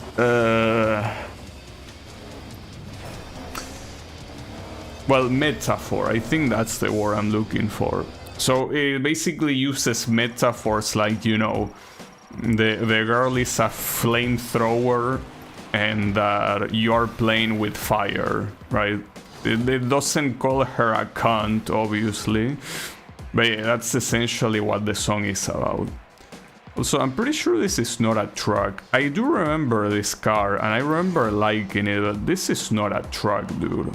Like, how can anyone look at that and be like, oh, yeah, this is a truck? This is not a truck, dude. Have you ever seen a truck before? They don't look like this. In fact, dude, that's a rally car, like literally. Like, not in the category sense of the car, but like this is, I'm pretty sure, mimicking, well, it's mimicking many cars, I guess, but kind of looks like a mixture between, like, I don't know, a Subaru Impreza and a Ford Focus or something. So, are you telling me this is a truck? You are crazy. Anyways, going back to the topic about what music I like. A better question is what music I don't like. And the music that I don't like usually involve, well, I think it's easier rather than using the Spanish words for it. It's probably better to refer to how they refer to it outside of here, which is like Latino pop, right? Like anything around that umbrella, which usually includes a lot of different genres that are all equally as shit. Well, that's usually the music I dislike. And it's not because I'm like, I don't know, like I'm a self-hating Argentinian, right? Like I don't like the music that is produced here. No, a lot of good music was produced here. In fact, one song that always comes to my mind, well, saying the name in Spanish is the same as nothing because you're not gonna understand it, but it's basically by a group called, well, here it's pronounced virus, but it's pronounced, it means virus, right? A group that, you know, the members have long died, at least the most important one, which is the singer, is dead. But one of the songs that translates to like honeymoon in your hands, that song is so good, and it's 100% an Argentinian song. So it's not that I'm self-hating, it's just that the shit that gets popular nowadays here is so fucking trash. Yeah, it's actually, Sunshine, that's the perfect example of the shit I dislike. Like Despacito and that genre of music, if you can even call it music, that is exactly what I hate. Like, if you ask me what music you don't like, well, that, and anything that resembles that, I hate it, essentially. Because to me, it portrays, like, in music style, how society here has went down the shitter, you know? Like, it does it in a very... Oh shit, I can pick the rally car. Okay. Hold up, I want to see how this thing does. But then these are some very ugly ones. Like, this one is the only good looking one. Should say it in Spanish anyway, YouTube will automatically translate it. Yeah, I'm sure it will. Probably. Oh, I remember this track too. I think I remember this track because the final corner was absolutely bullshit. It's fine. Well, that's a pretty looking car. Okay, let's see. Oof. Okay, it seems that the handling of the rally cars here is not as good as they are. Yeah, okay. The handling, they nerf the shit out of the rally cars. These are so nerfed, it's crazy. Like, this thing cannot steer for shit. Holy fuck. Okay. Yeah, they realized that in the previous game rally cars were extremely busted, so they nerfed them to oblivion. At least I can tell you that as far as rally car goes, if we gotta assume that these are all rally cars, this behaves more like a rally car would. Like, rally cars are not particularly known for having good downforce, because I mean they are supposed to to be used over off-road surfaces. So you don't steer like a Formula 1 car, obviously. You steer as you can, and usually as you can is not good enough to go fast. Obviously, rally drivers do what they can to drift in corners to do them as quickly as they can. But yeah. Point is that they nerfed the shit out of the rally cars, so that's a shame. Oh, I remember that shortcut too. Like right in the middle of the crane. Well, I don't know if you call that crane, but whatever it's called. But yeah. Anyways, I hope that I answer your question. That it's what I like and what I don't like. But I mostly just like a lot of different genres. Not because I like that's the thing. I guess the only genre I could truly say that I consistently like is Eurobeat. Because if a song is Eurobeat, I probably will like it regardless. But for other genres, it's not about the genre itself, but rather about the song. Well, a good example is the one I mentioned. Like the Eurovision 2023 Finland entry, Cha Cha Cha. Like, you could say that I mean, it's hard to define the genre, but at most you can say that it's something like rap. I don't know, like, or rather like some mix between hip hop and, like, you know, EDM, right? Not sure if that's a good way to describe it, but the point is that it's not about the genres in that song, it's about the song itself. Oh, I almost didn't get the target time, which makes sense because I drive like shit, but that was almost too bad. Alright. Oh, this time is with bike, no matter what.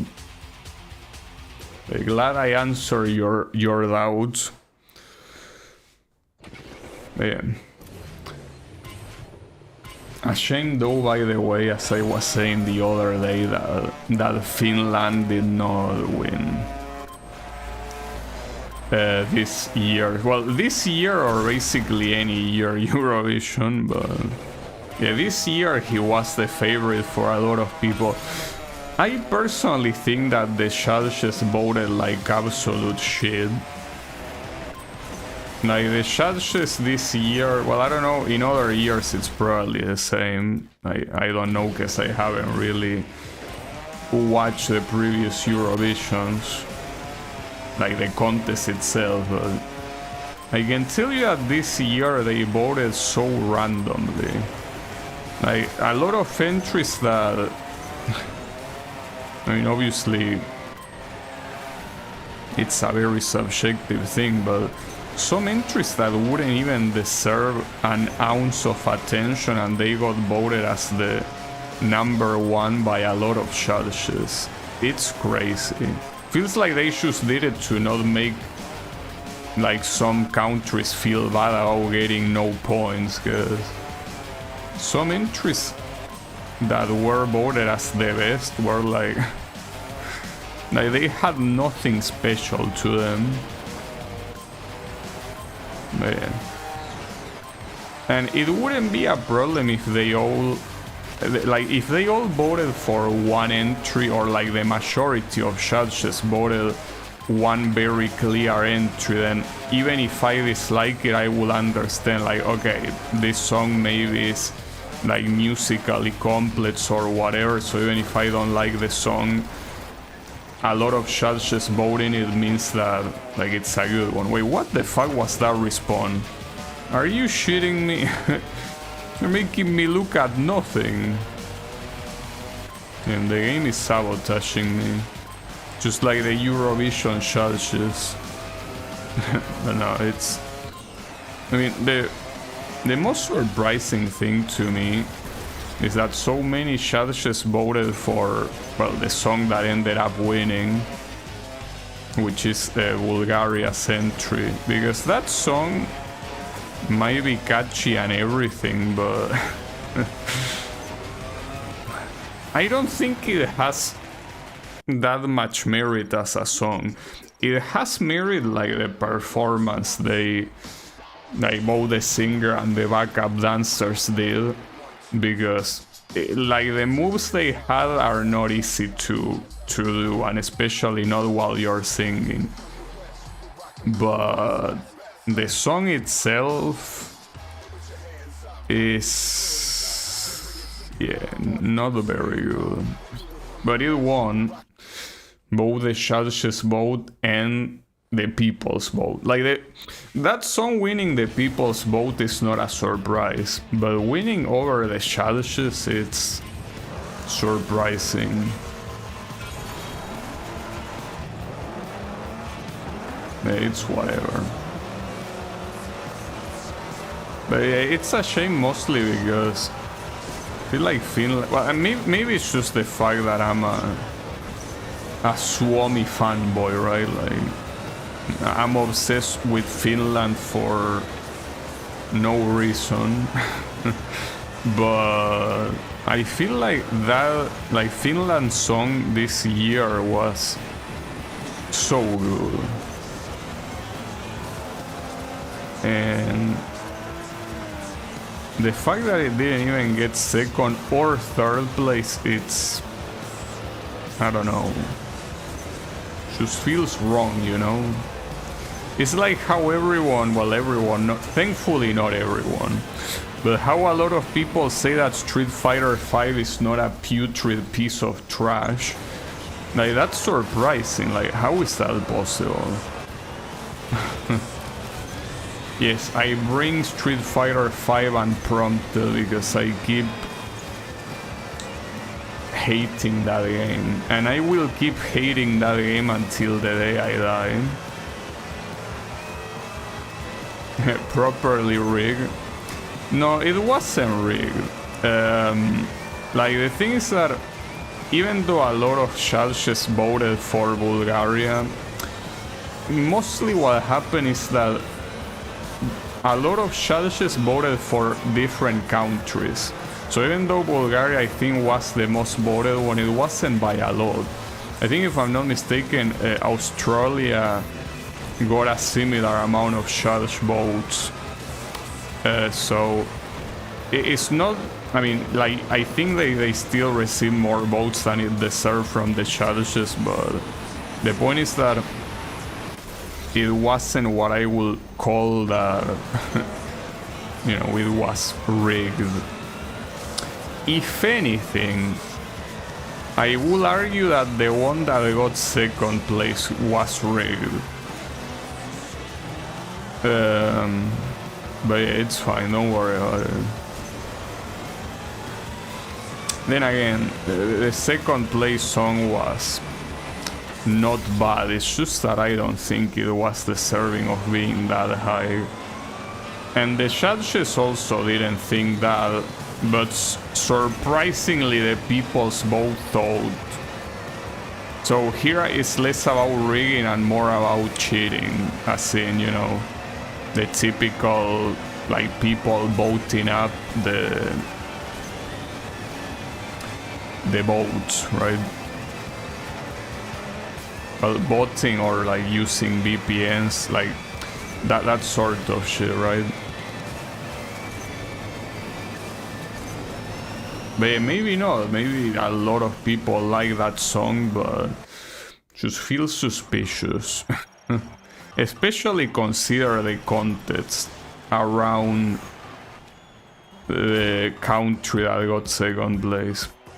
It's fine, don't worry about it. What's important at least is that they didn't win. But yeah, well, at least the third place, I will say that it was relatively deserving of that place. That was Romania's song. I would have preferred if they sung in Romanian, right? Not in English, but The song at least was okay. A little bit kinky though.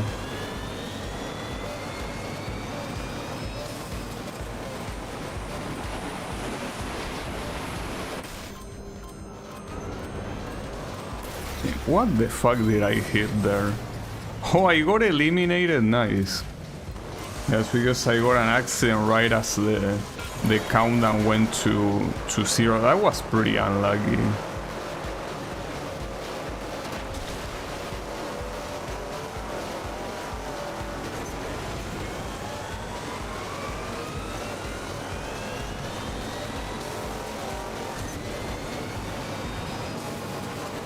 Oh, also, speaking of Eurovision, they are gonna make an Asian version of Eurovision.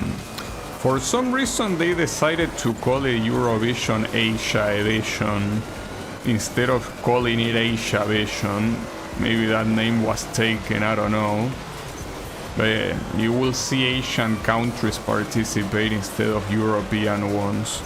Surprisingly though, I'm pretty sure that neither Japan nor China participate, so that's a little bit odd, right?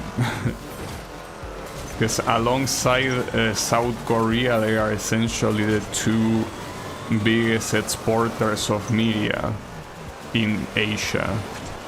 So the fact that they don't participate is like, what's the point?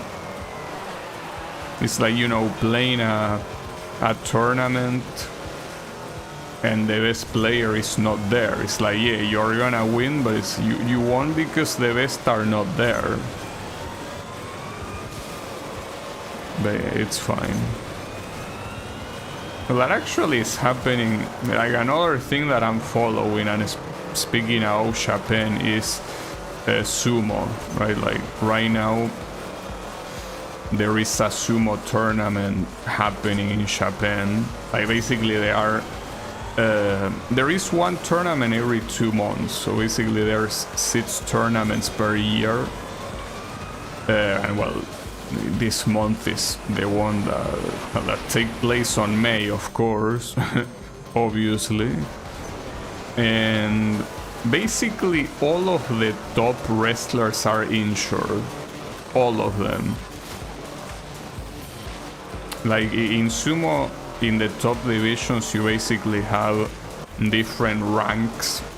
Like the highest one is Yokozuna, the second one is Oseki, well, the third one is Sekiwage, and fourth one is Komusubi. Well, the point is that there are 2 Yokozunas currently. They are both injured and they cannot participate. So basically the 2 best wrestlers are out. But if that was not enough, one of the Oseki is also injured and is out. And yesterday, another one of the Osekis landed on his face, and even though he still hasn't retired, I don't know if he can make it. So yeah, that. Yeah, I know that nobody asked, but I just wanted to share, because it's a weird feeling, you know, when you follow a sport and you don't see the best ones participate for whatever reason.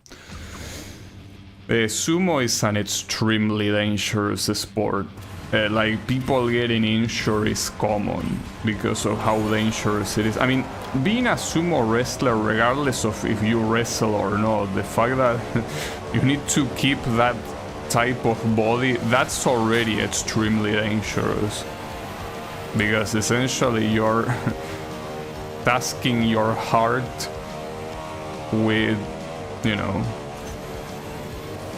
Well, it's not just about your heart, it's also about the articulations of your body, like your knees, your elbows, like everything basically takes a special toll because you're so big. So even if you were only like a sumo wrestler that didn't wrestle and simply look like a sumo wrestler, like, it's still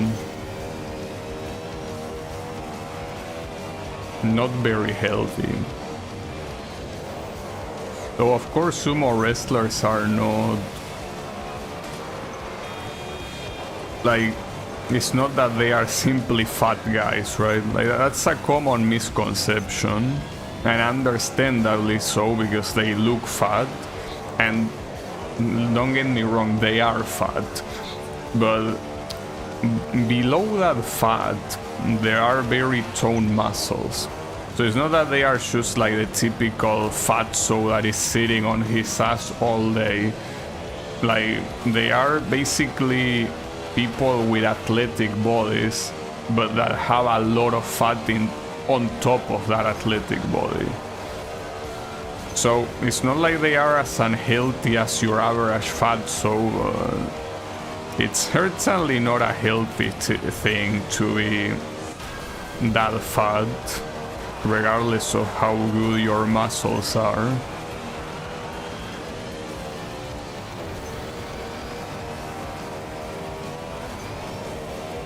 To top it off, the way they fall sometimes is very rough. Hey, maybe you don't never know, like, in some, because currently they wrestle in a clay arena, right? Like, well, I don't know if you can call it arena, but basically like a clay platform. So it's not like, obviously they are not wrestling over concrete, that will be a problem. But the point is that it's still not like a super soft surface, right? So maybe in our lifetimes we're gonna see sumo translating to something like boxing that is, I mean, I'm not sure exactly what material it is, but it's basically something that is very flexible, you know?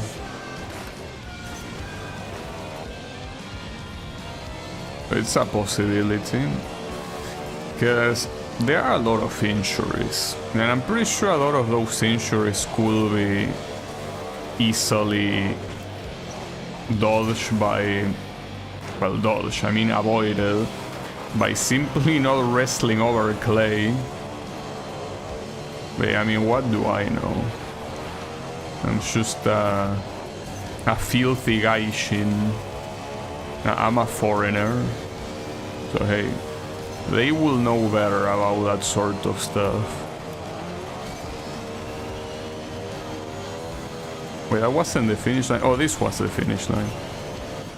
Boxing comes with a lot of injuries, yes. But the difference is that a boxing match, the injuries don't come because of the fall. They come because of the hits. In sumo matches, I'm pretty sure you are not allowed to punch, but you're only allowed to slap or push. That's one thing. And the second thing is that sumo matches are done at most in 5 seconds. Because the one that wins is the one that, or rather, let me say the opposite. The one that loses is the one... Wait, what the hell? I didn't mean to do that. Yeah, I said vehicle. Yeah, the vehicle is fine. Sorry, I was out to say... the one that loses is whoever gets out of the design zone in the clay, or whoever falls, or well, rather than fall, whoever touches the floor with anything other than the soles of their feet, right? So what I'm trying to say is a sumo match will never be as dangerous as a boxing match when it comes to the direct injuries from the physical altercation, simply because it's like you don't get hit that much, and at the same time the hits don't go usually to the head, and the hits that go to the head are slaps. Which is slaps, especially strong ones, can still damage you pretty badly, but for the most part it's not like a boxing match that is like, what, sometimes half an hour long and you're constantly receiving punches to the head. even if they are with gloves that are supposed to lessen the impact, they are still punches to the head. The boxing is a different story, you know. Like, boxing is only dangerous in the context of punches, but not in the context of the floor. Sumo is dangerous because of the floor. Well, that, and because we are talking about very heavy dudes regardless. There is though one time where the floor will not act as a vector of injuries, which is the initial clash. Like, a sumo match starts when the two wrestlers clash each other, and that clash a lot of times is head to head. So if you have a very like fucked up hit against the other guy's head, you can easily die right there, basically. Doesn't happen often, or well, almost at all, really, but it's technically a possibility. Though of course the other reason because I say that most of the injuries are because of the floor. In reality, most of the injuries is because, as I say, you are an extremely big guy and your whole body has to support you, plus the fact that you're constantly going against someone else. So yeah, that's pretty much the number one reason for injuries. It's just that so happens that the floor doesn't help, and it's mostly because of tradition. Like, a lot of things in sumo are because of tradition. The floor being basically a platform out of clay is essentially tradition. It's certainly not the best way to do it. Like, if you care about the wrestler's health, you will put like a soft arena, like, as I say, like a boxing match. The difference there is that you will probably have to do it of a different material, because even though of course there are heavyweight championship in boxing, the heavyweight in boxing does not even get close to a sumo wrestler in terms of weight. So yeah, maybe you cannot have like exactly a boxing ring, but something at least similar. Of course, at that point, one thing that will change is the strategies on how you will have to step, right? Like, the clay is a very specific sort of surface that allows for a lot of techniques that will not work in a boxing ring, right? Yeah.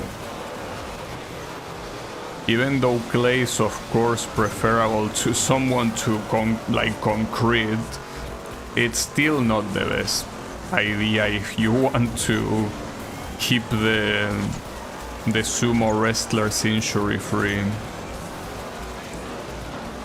Yeah.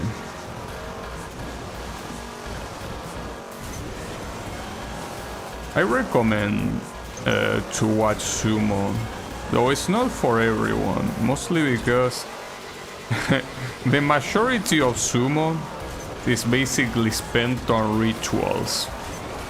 Like, the minority of the time is spent wrestling. So usually if you want to watch sumo, you probably will rather watch highlights, right? Like that. Oh, I thought that was a ramp. My bad. I guess it wasn't.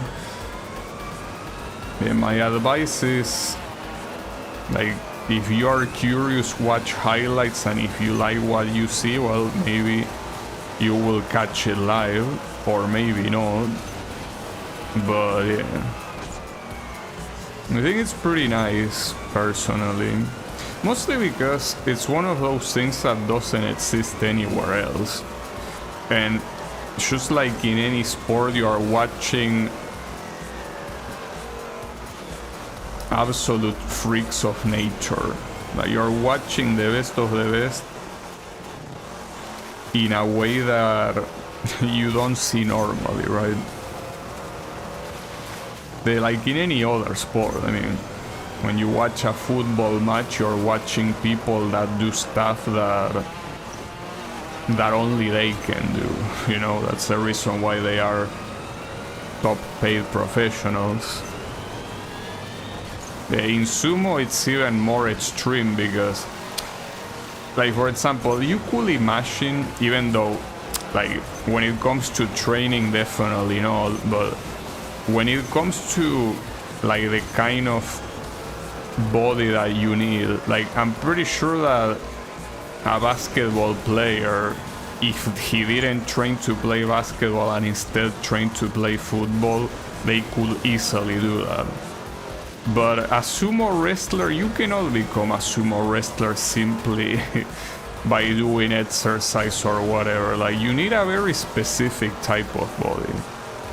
And that one is not because of tradition.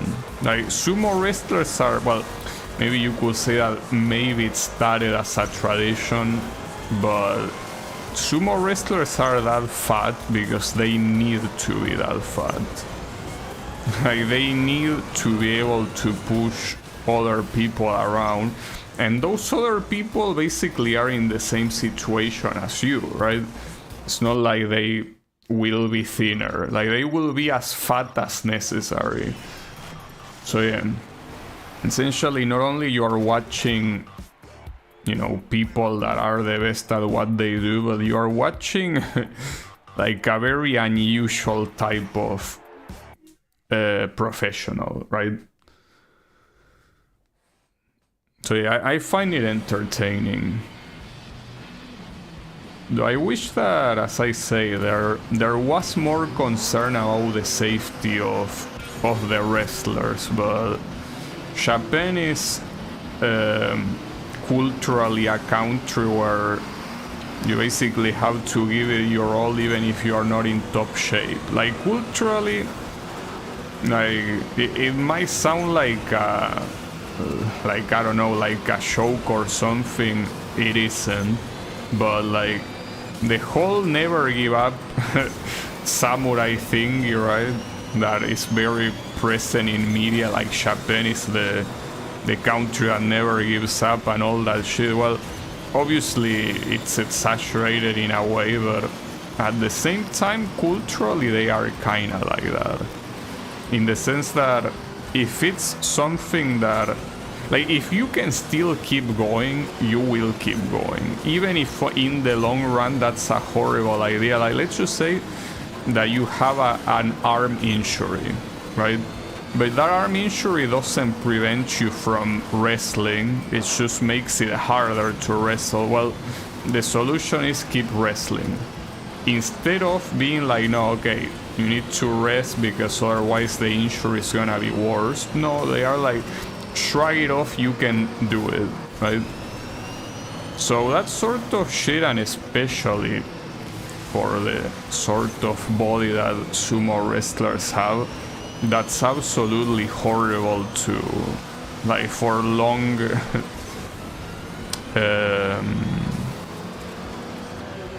well, for surviving. I wanted to find more fancy words, but yeah, essentially you can very easily get some long-term injuries simply for refusing to take a break. But you are culturally, like, disencouraged to do that. You can still do it, it's not like there's any written rule that says, oh, you cannot take breaks. It's just that, and in Asian countries in general, there is like a very big culture of shame. Like, you don't do something because it will bring shame to your name, right? So because of that, even if something is only like culturally you know, disencouraged, it doesn't mean that, like, that's pretty important for them, because they don't want to bring shame to themselves. Obviously, it doesn't apply to every single Japanese person, but it's how the culture is. So yeah, a lot of wrestlers keep wrestling even when they clearly shouldn't. And that's pretty much the reason why well, at least one of the Yokozuna, that's the reason why he's now, like, out of the tournament, because he already had an injury in one of the previous tournaments. He was performing badly and he was still going. Oh, we can use the monster truck. Nice, I will use it. But like the thing is that he was still going even when he clearly shouldn't have kept going. Well, and that ended up making him sit out for way longer than he probably would. So it's not that I'm making this up like like I'm doing my own fan fiction. No, like it's something that you can visibly see. So yeah, it's a shame. But I mean, they are different cultures, you know. It's the sort of stuff that you can shut all you want, but at the end of the day, it's simply a different culture, and you don't share it, and that's fine, but it doesn't mean that they should change it simply because it doesn't align with what you think, right? As long as they don't try to force it on you, there is no reason to object to something that, you know, you are not a part of. Of course, if you are a part of it and you disagree with that sort of culture, then yes, I mean, I think that you are more than justified to do so. Well, in fact, I can also say that I'm kind of like that with my own culture. Even though I don't know if you will call this really part of the culture, but here it's kind of part of the culture to be kind of like, well, this is something that I mentioned multiple times before, but where I live, it's essentially like basically trying to find your way around things no matter the cost, right? So I basically, I don't know, let's just say that you are in an event, right? And someone from the staff thinks that you are part of the staff, and you know, because being part of the staff you get a benefit. Like essentially here it's positively seen to be like, you know, pretend that you're part of the staff and get a benefit from it. Like that sort of shit is seen positively. Well, again, it's not something that literally everyone thinks, but culturally we are kind of like that if you can take an advantage over something in, you know, ways that are not very honorable, I guess. I don't know what other word to use here. That's considered a good thing. Well, I disagree. Like, I hate lying, and that sort of thinking comes with a lot of lying. Like, if you can lie to get an advantage, like, it's seen as something positive. I don't see it that way, and I avoid lying every time I can. But yeah. It is what it is. So with that, I'm saying that not just because a culture promotes something means that everyone there agrees. Also, I think right here, speaking about agreement, I think the game won't agree on showing its texture properly. I already saw it on the intro. Like, this texture is gonna glitch again. Yeah, right there. Okay, so here we can actually test. Hold up. If I exit the race, like going back to the selection screen, right? And then I re-enter it, like, will it load it properly? In fact, let's change the car just in case, right? Probably has nothing to do, but just to be sure. So let's do this. Will it load fine now? Or will it still load bad? Like, is it event specific? No, okay, so it's loading specific. Well, we still don't know if it's vehicle specific. But it's not event specific. Like, it's a bug that happens, but it's if the game loads something badly. If it loads it okay, it works. Okay, well, that's great. So that means that if you see that happen, just restart the event and it's most likely gonna go away. Well, perfect. So in that case, it's just a minor inconvenience and that's it. Nothing to worry too much about. Of course, it would be better if it wasn't there. The fact that the game already works the way it does, like almost flawlessly, is a miracle. So yeah, let's be grateful for that. I really hope I can play Apocalypse though, which is the next game in the PS3. But yeah, I don't think that... Like, that one is presented as in-game in the compatibility wiki. Oh shit, what a trick. Wasn't expecting to land well. I mean, I was kinda seeing the angle was looking good, but...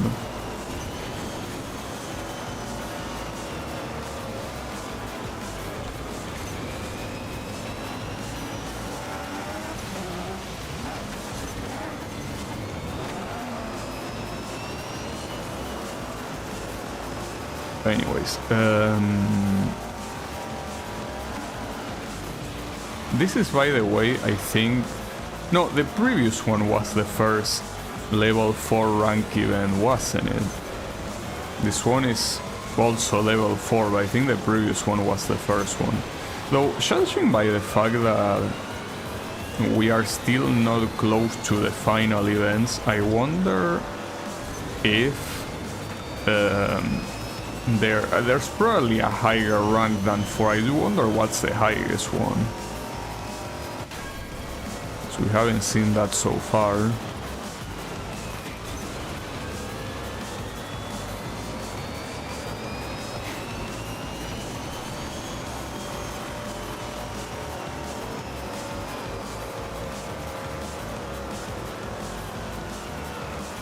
Yeah, so far something that I can say is that, well, it's probably gonna change in the higher ranks, but I don't think this sort of AI benefits this game. Like, as I say, this is kind of like Ridge Racer AI, where at the beginning of the race, the guys that are ahead will be ahead, but as the race progresses, they get closer, right? That's how the AI is laid out, so you overtake the fastest competitors by the end of the race. I don't think that works in a game like this, simply because this is a game that is mostly about interactions. Like, overtaking people here is not hard at all, you know? Like, see, those are the sort of interactions that tend to be kind of like the idea of these MotorStorm games. Like, basically the constant back and forth between vehicles that are sometimes even different between each other. But with this sort of AI, it's like the emphasis is in overtaking, and as I say, overtaking is not really anything out of the ordinary in a game like this, because the tracks are laid out in a way where overtaking is not hard. Like, you have enough room to pass. Like, there is a lot of room to pass, so... yeah, I don't think that the AI so far is better made than in the previous game. I think that the previous game did it better. But yeah, maybe the higher ranks are gonna tell a different story, and we are actually gonna be doing some, you know, some pretty nice back and forth. I don't know. But yeah. So far, at least in the difficulty side, I prefer the previous one. Obviously, in terms of the track variety and the way the game looks and like, you know, the mechanic with the water and the fire, that's fantastic and clearly an improvement over the previous game. But I think that this AI will benefit more a game like Ridge Racer and not this one. Well, I say Ridge Racer, I essentially mean any racing game where the highlight are the overtakes. Where overtaking is the challenge rather than, you know, than driving across the track.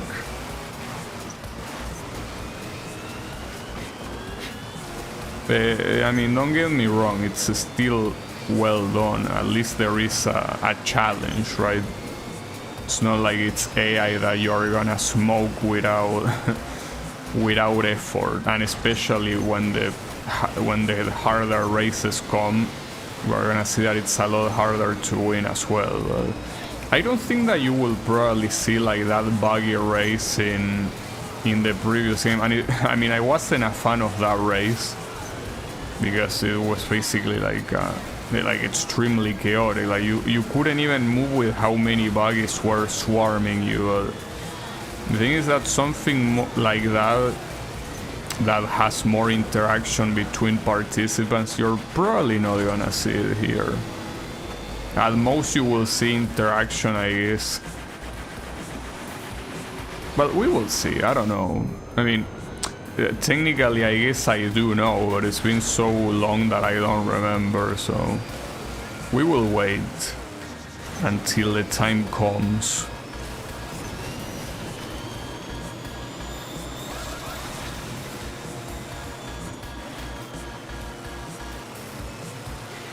So far I'm not in the podium. Maybe picking the monster truck was a mistake. Because I mean the monster truck is certainly unstoppable, and it also has very good handling. But I think in terms of speed it's obviously lacking. And well, you will see here that that's the finish line and you didn't even get to the podium. That's rough. Okay, hold up. So we're gonna pick something else. Yeah, I guess pick the racing truck. Though, at least according to the stats of this game, it's not the speed that is this thing's problem, it's the maneuverability. But I disagree. Or maybe it's just that this is a very hard race and no matter what I pick, I'm gonna get my ass kicked. It's possible. We will see. For now, let's just pick this thing. I still think that the racing truck is a very solid vehicle. In fact, I think that the racing truck is probably the one that got the least changes compared to the previous game. Like it has good handling, like a nice, you know, strength to fight other cars. It's good in most surfaces. And it also goes relatively fast, so the racing truck seems like it really didn't have many changes at all, which is good to hear. You see, I mean, if you ask me, it's the only, well, I mean, I wouldn't change the rally car even though it was broken, but I guess that if your idea was to make the game more balanced, then yes, you will either have to buff everything else or you will have to nerf the rally car. Yeah, aside from that, I feel that the only vehicle I will left as it is this one. It's the only one that seemed to be balanced in the previous game. The other ones were either too good or too shit. Well, I guess the big rigs was also nicely balanced, but I think the big rigs, the issue that it had was that it was no, I guess it was well balanced. It's just that it obviously made the mud plugger completely obsolete. But that's more of a fault of the mud plugger being absolute shit, rather than the big rig being super good.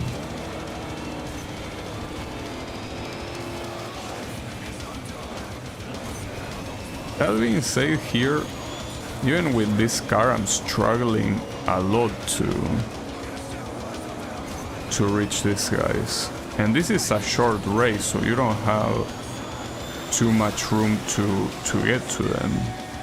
Well, too much time rather to get to them. That's the thing. Even if I didn't have that accident, I still wouldn't have gotten first. So I'm not sure here what I'm supposed to do, because it feels like the AI is going quite fast. Like, it feels that the race being so short means that the AI doesn't have enough time to start slowing down, right? Since the way the AI works is mostly about, you know, speeding up at the beginning of the race and slowing down by the end of it. It seems that here the part about slowing down is not coming because the race is ending a lot sooner than the game expects. I don't know. It's also true that I'm not playing very well. I mean, it's not like I was playing stellar in the other races either, you know?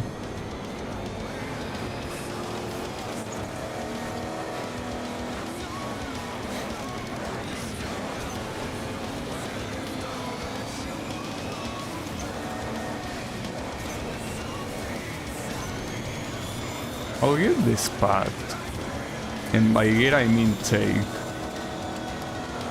I'm not sure if I should go right or left there. I mean, with left, I think left might be faster. Probably. Not sure. Ah, fuck. It's fine, it's fine. No problem. Oof, that was pretty close to a crash. Well, at least we're second place at the start of the second lap, but doesn't mean it will be enough.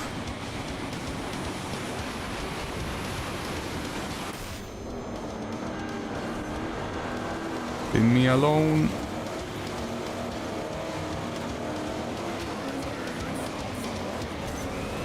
Alright, so yeah, do the same path you did on the previous lap.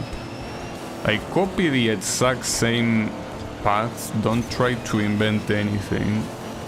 Just stick with what works, and this won't work. Yeah, and it will work here. Oh, it almost didn't though. Team, I almost crashed against the pillar of the finish line. That would have been so sad. Okay, so the thing about this is that yeah, that race was like relatively hard to win. I guess we can use a bike, and in the meantime taunt everyone.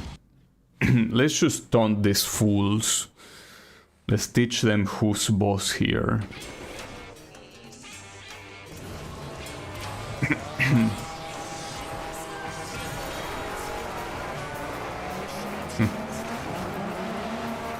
Yeah, I'm a square button enjoyer.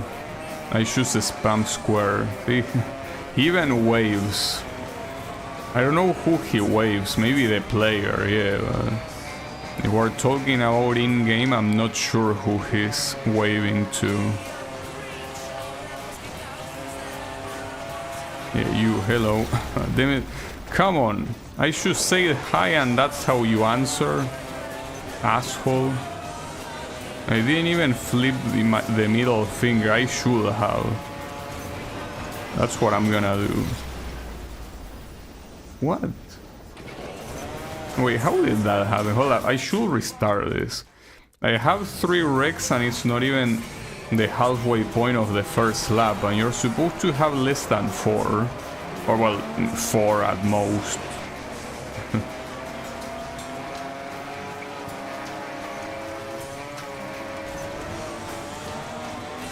Spamming square is so nice. I mean, that, as I say, that's the only reason why you will pick bike. It's just that here, the options were bike, quad, or rally car. And yeah, rally car seems like the right choice. Except that, yeah, in this game, they are not even nearly as good as the previous one, so... It's still probably preferable to a fucking bike, though.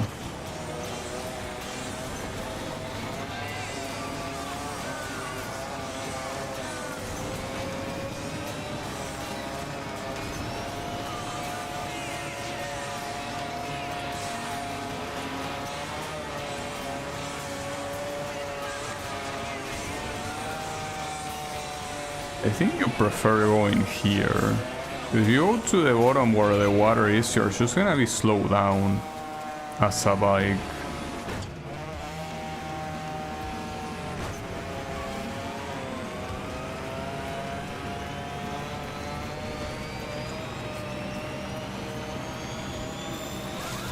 No, don't blow up. Oh, wait, someone died there? Maybe not.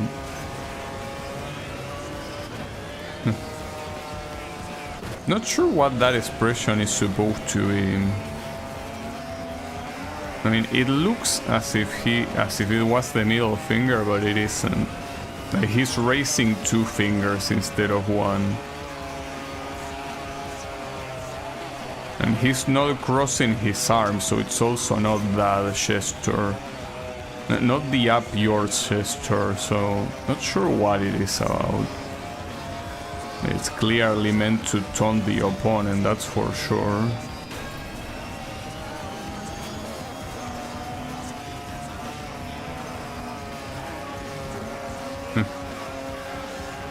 The kisses for you, bitch.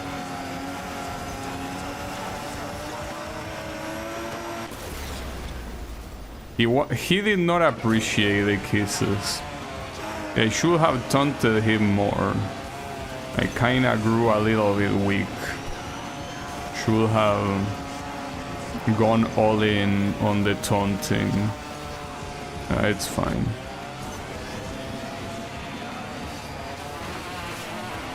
Did I hit him? I don't think I did.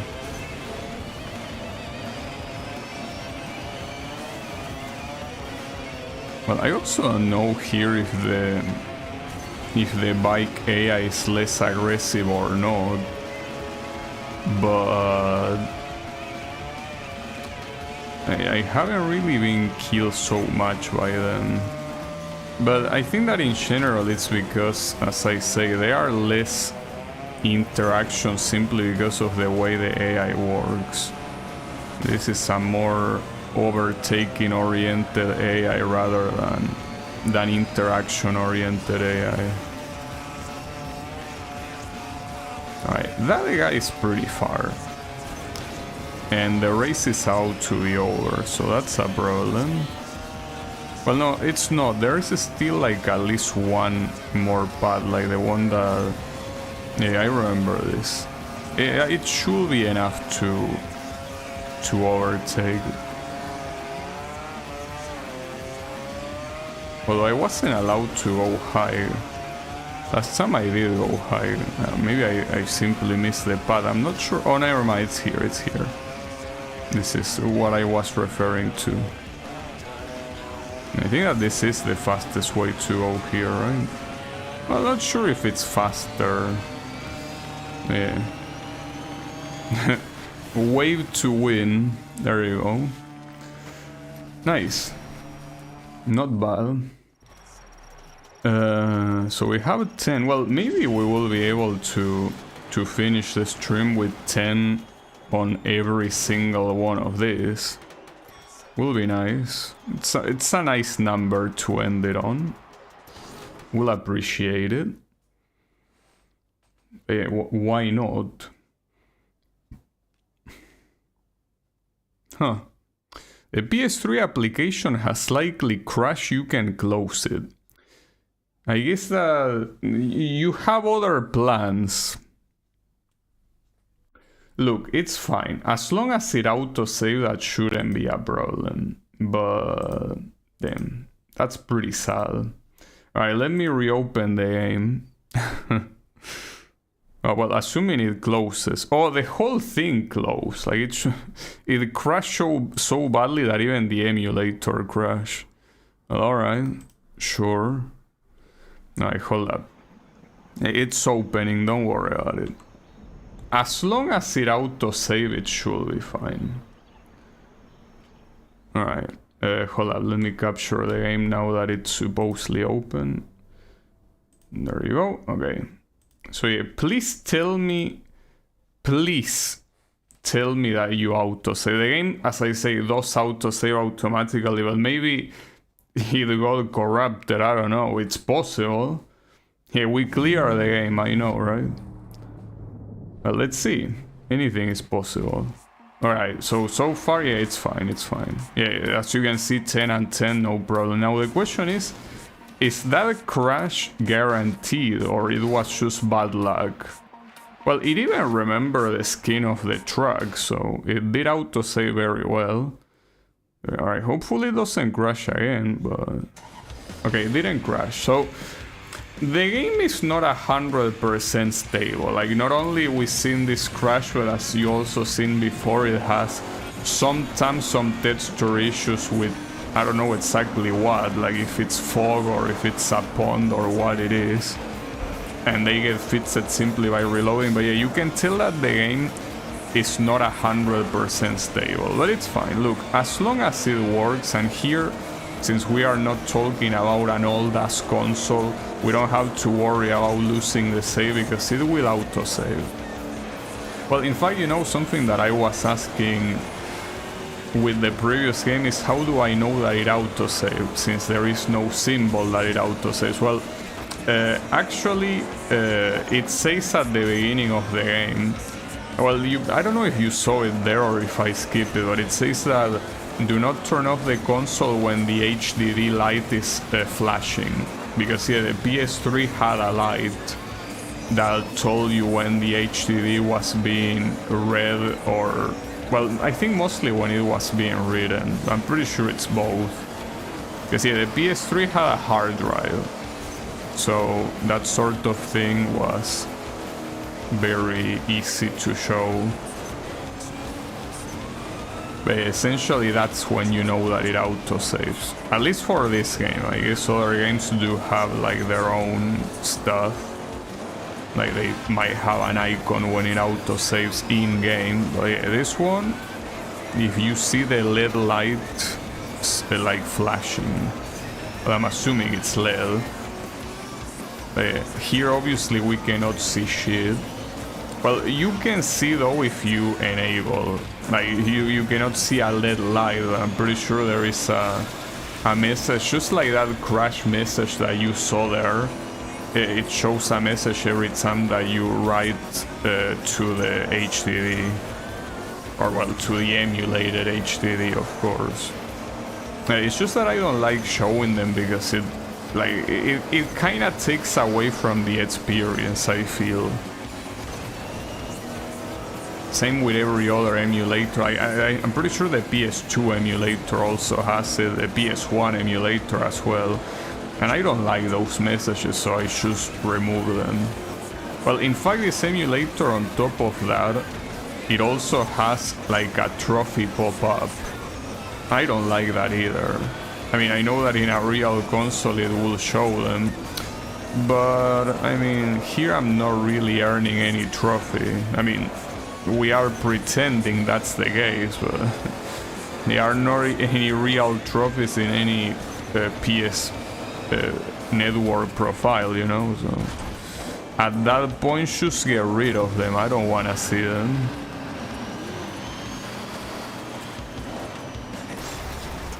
Alright, we kind of have to restart this. That was bad. Yeah, I'm not sure if I will be able to do the 4 10s, like 10 in every element. Not sure if I can become the avatar. Maybe not. That was not the place to go, dude. What are you doing?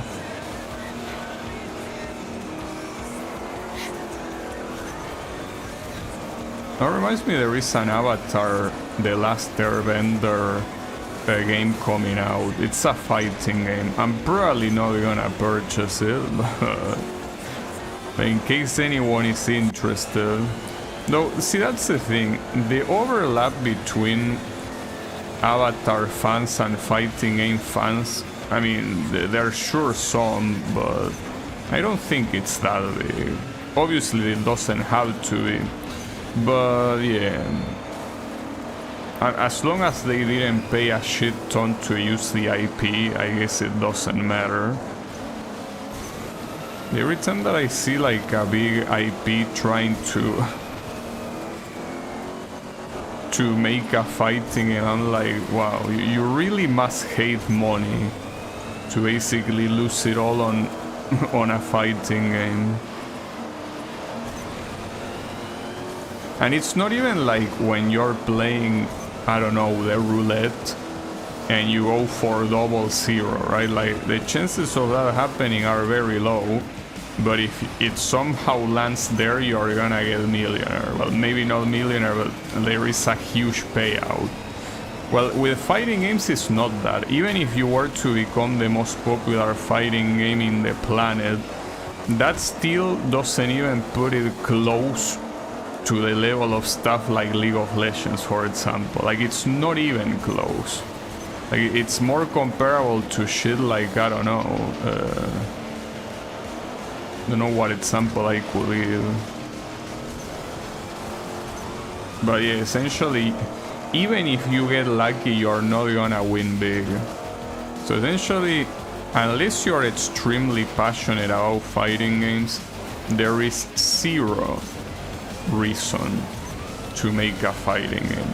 Whether you're an indie developer or not, because I think that the developers of that Avatar game are not indie, or I think they are not indie. So regardless of if you're indie or not, it's never a good idea. Now, you're essentially dumping money in the dumpster. For fuck's sake, dude. It was one part or the other, not the middle. Sack of shit.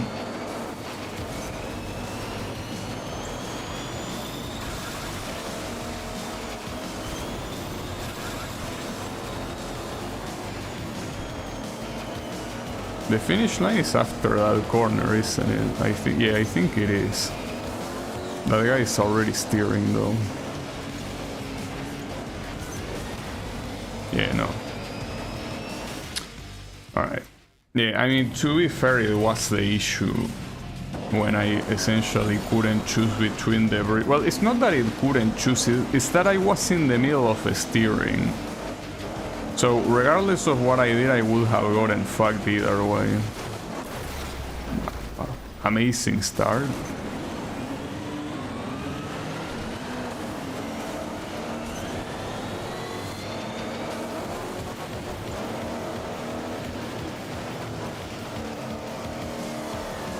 Also, in terms of the AI, the one in this game, I describe it as something similar to Ridge Racer, but the one in the previous game was more similar to something like Burnout. And something like Burnout certainly fits this game a lot better.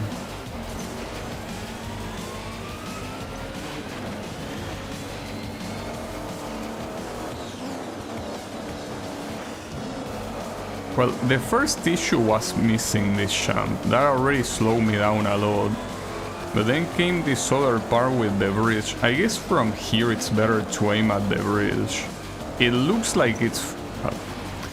if he gets in the way, it's gonna be hard. Yeah, okay. Yeah, at least it wasn't a disaster like last time. So yeah, if you come from there, you want to 100% go to the... Though, I don't know, like, if you look at how fast those guys did that, you probably don't want to go to the bridge. In which case you probably shouldn't take the shortcut prior to it, since that one, if you don't take the bridge, you're essentially dead. Like the maneuver that you have... What the hell? The maneuver that you have to do to get to the... well, to the not bridge is way too bad. Well, way too bad, I mean way too hard. It's not a good idea.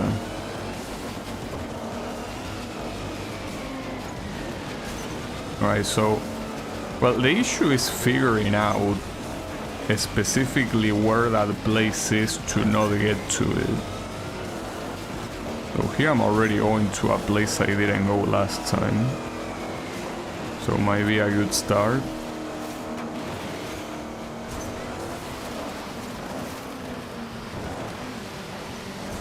Yeah, I don't think it happens yet, right? Didn't mean to go there, but that guy was getting in my way. You know, that's fine. Like, by taking this path, you basically don't go to that other shortcut, so here you can simply keep going left. Yeah, this seems to be very clearly the best path to take. Yeah, like this, it actually cuts so much. Like, the bridge is an absolute piece of shit. That's good. So next time that I get here, I avoid the bridge like the plague.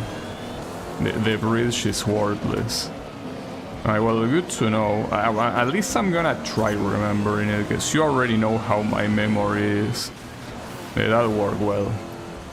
Okay, beautiful. So, what do we have next up? Paradise Beach with 2 wreck limit. Well, in that case, obviously pick the buggy. Do I have a new one? No, I still feel like compared to other vehicles there is a bizarre lack of variety. Oh, yeah, maybe I'm just biased because I like the buggies in this game. Alright, let's do it. I really want, like, I would like to unlock the devil. I don't know how you do it though. I feel like just by having beaten the DLC in the previous game, I should have it by default, but no. The game disagrees.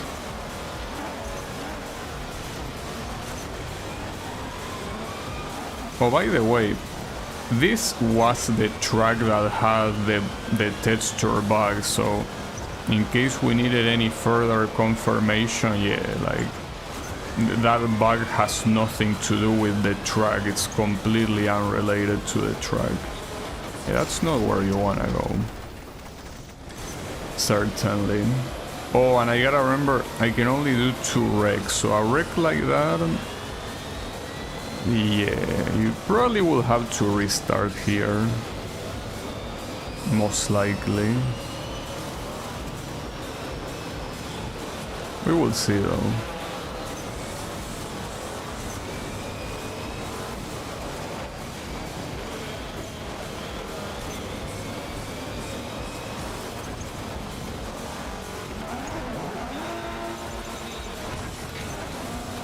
Asshole. And why are you even going there? You're not even doing that faster.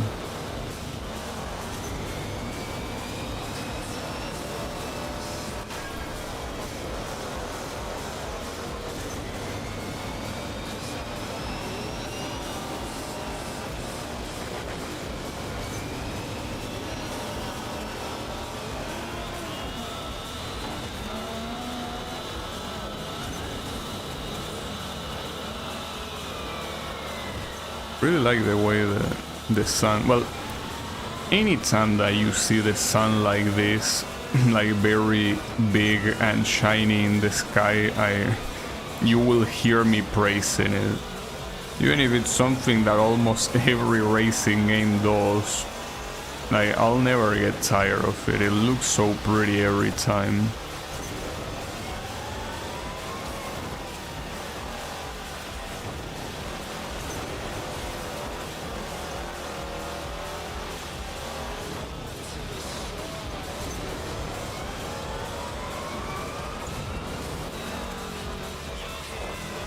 Okay.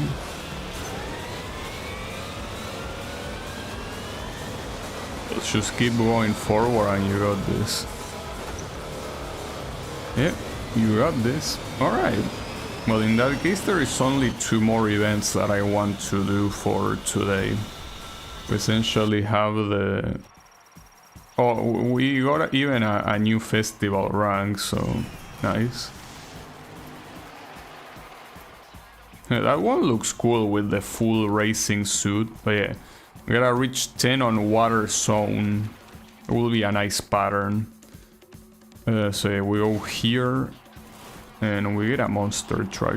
I mean, between a monster, actually no, oh, but okay, never mind. The alternative is a multiplier. I mean, Here, every time I look at the multiplier, I think it's a racing truck, but it isn't. I actually like this one, yeah. Alright. The issue though is that Riptide, with the shortcuts that it has, is not easy to do with a car as big as this one. Also, it's raining. Is this the first race that it rains on? Feels like it, right? Oh, that's the...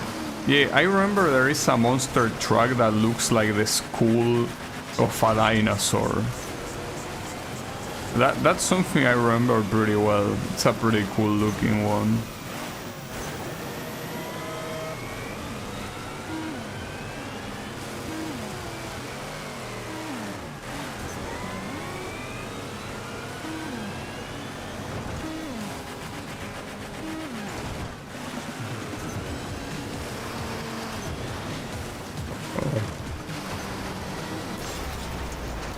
I don't even know what I crashed against. I think it was a broken tree. And not the only broken thing now.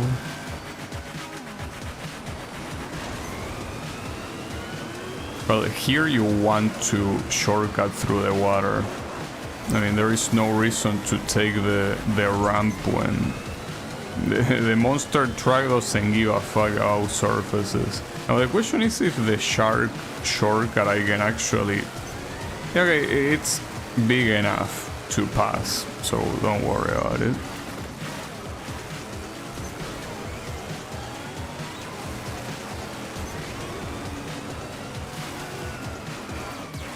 No. Ah, didn't it? Come on. Was it that it's saturated? Maybe it was.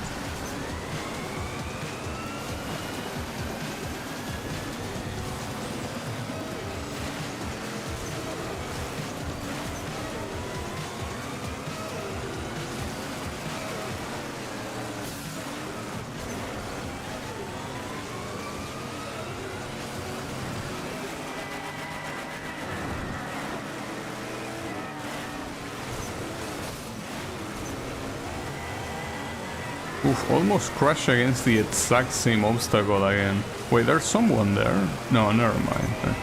But it was someone parked there, but no. It was just my imagination.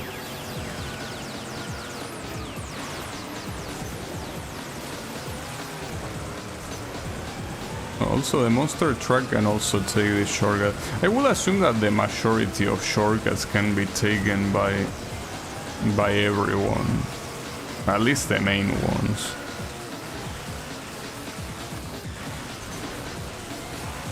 No, keep going this way. The issue here is that you gotta be very careful about this final corner. No. Whew, that was close. I almost lost that. Nice. Alright, so we're gonna do one more event and then we're gonna finish for today. So that event is... well, again, in that beach of the previous event. And yeah, I'm gonna pick the buggy, of course. We can pick another one. Oh, it got unlocked. I don't know when, maybe when we level the level of the festival up. But yeah, it's the Humbler Diablo, which is the exact same one as the previous game. It's the exact same name and of course the exact same shape as well. It's just that here you didn't need a DLC. In fact, I think I do... Oh, it loaded badly. Hold up. Let me... Well, and here we will know if it is related to the car and not to, like, the loading itself. We will see. Okay, yeah, it's just the loading. Like... when the game loads, sometimes it loads badly and it puts that weird texture on the screen, but it's random. It could happen in the same way it could not happen. So yeah, nothing too serious, thankfully, and nothing that needs a fix. Obviously, it would be nice if it was fixed, but it's not mandatory at all.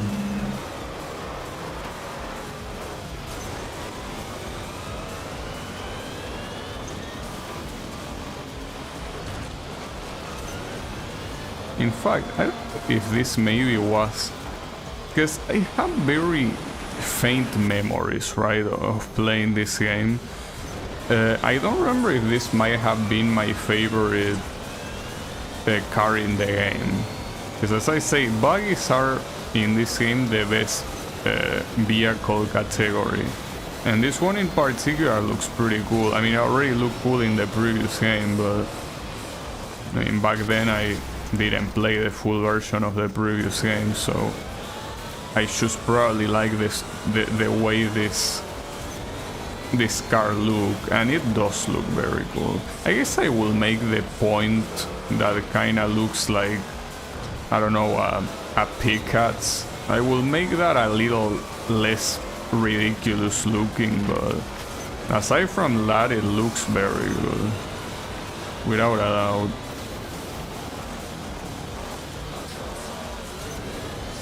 Wait, right? Wait, no, I went the wrong way. Yes, I am aware it was the wrong way. I mean, I just saw a wall and I'm like, left or right, there was no arrow. Shame on you, game, for not putting any arrow there. Yeah, like, now I know it's left side. Yeah, like, come on.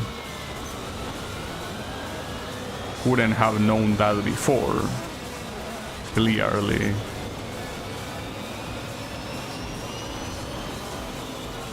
Uh-oh. Didn't... Yeah, that didn't work.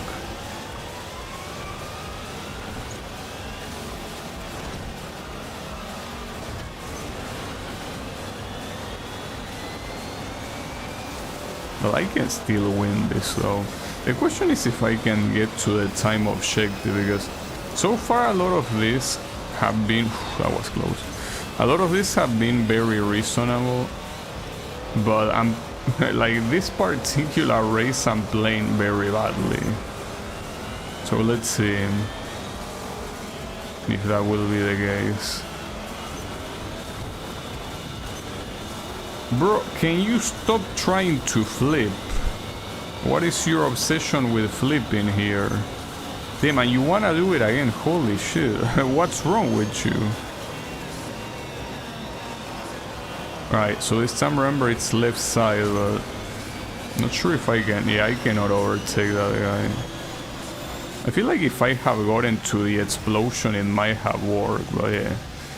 I don't accept a second place. Well, not now. Oh, the UI is bugged. Look at that. No UI. That's interesting. And we discover a new bug every time, huh? Yeah. Okay, now we have the UI. It seems that there are a lot of problems when it comes to loading. Like, this game is struggling to load for whatever reason. I'm not sure why. Like, maybe it's a configuration that I have that doesn't do very well.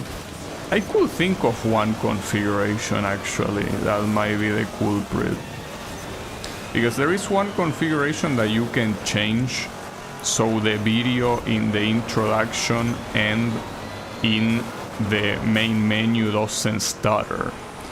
But that configuration seems to be like a very advanced one, and it could have side effects, and that side effect could be that. Like, it's something about asynchronous loading or whatever, so it's very possible that that one might be giving me all these loading issues, because maybe something is loading before some other thing. The problem is that the alternative to that configuration is something I don't like.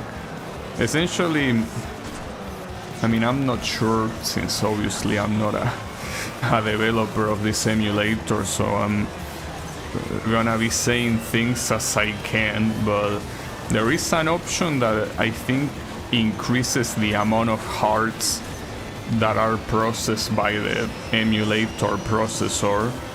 So another way to fix that issue with the video stuttering is by raising the hearts to 120 and then applying an explicit 30 frame limiter. because this game runs at 30 frames per second, of course. But I feel like that solution is a lot more, like, more risky, if anything, because it feels like you are affecting the behavior of the game itself. Well, I mean, by emulating the game, you're already affecting the behavior of the game itself, obviously, but feels like that will probably affect the races more than that loading thing. And in fact, so far, the only problem has been something that gets easily solved by reloading, you know? So it's not a very deep issue at all. I mean, I don't know, maybe some of the graphics are inaccurate. It's possible, like, because of the option that I'm using, but I don't know, like, this looks, even though my memory is not very good and it's been a while, this looks like how I played it back on a real PS3, so like maybe there might be a couple of details that are not like that, but I cannot possibly tell, and it doesn't seem to matter because it still looks very good, you know? So I think that that's the perfect place to end it. Like, we have 10 gold in each element and also 1,000 points to next rank. Yeah, like, it just feels like it was made to be left here. So yeah, I guess that will be it for me for today. So thanks everyone a lot for watching, and I'll be seeing you on the next stream with more of this game. So have a good one and take care.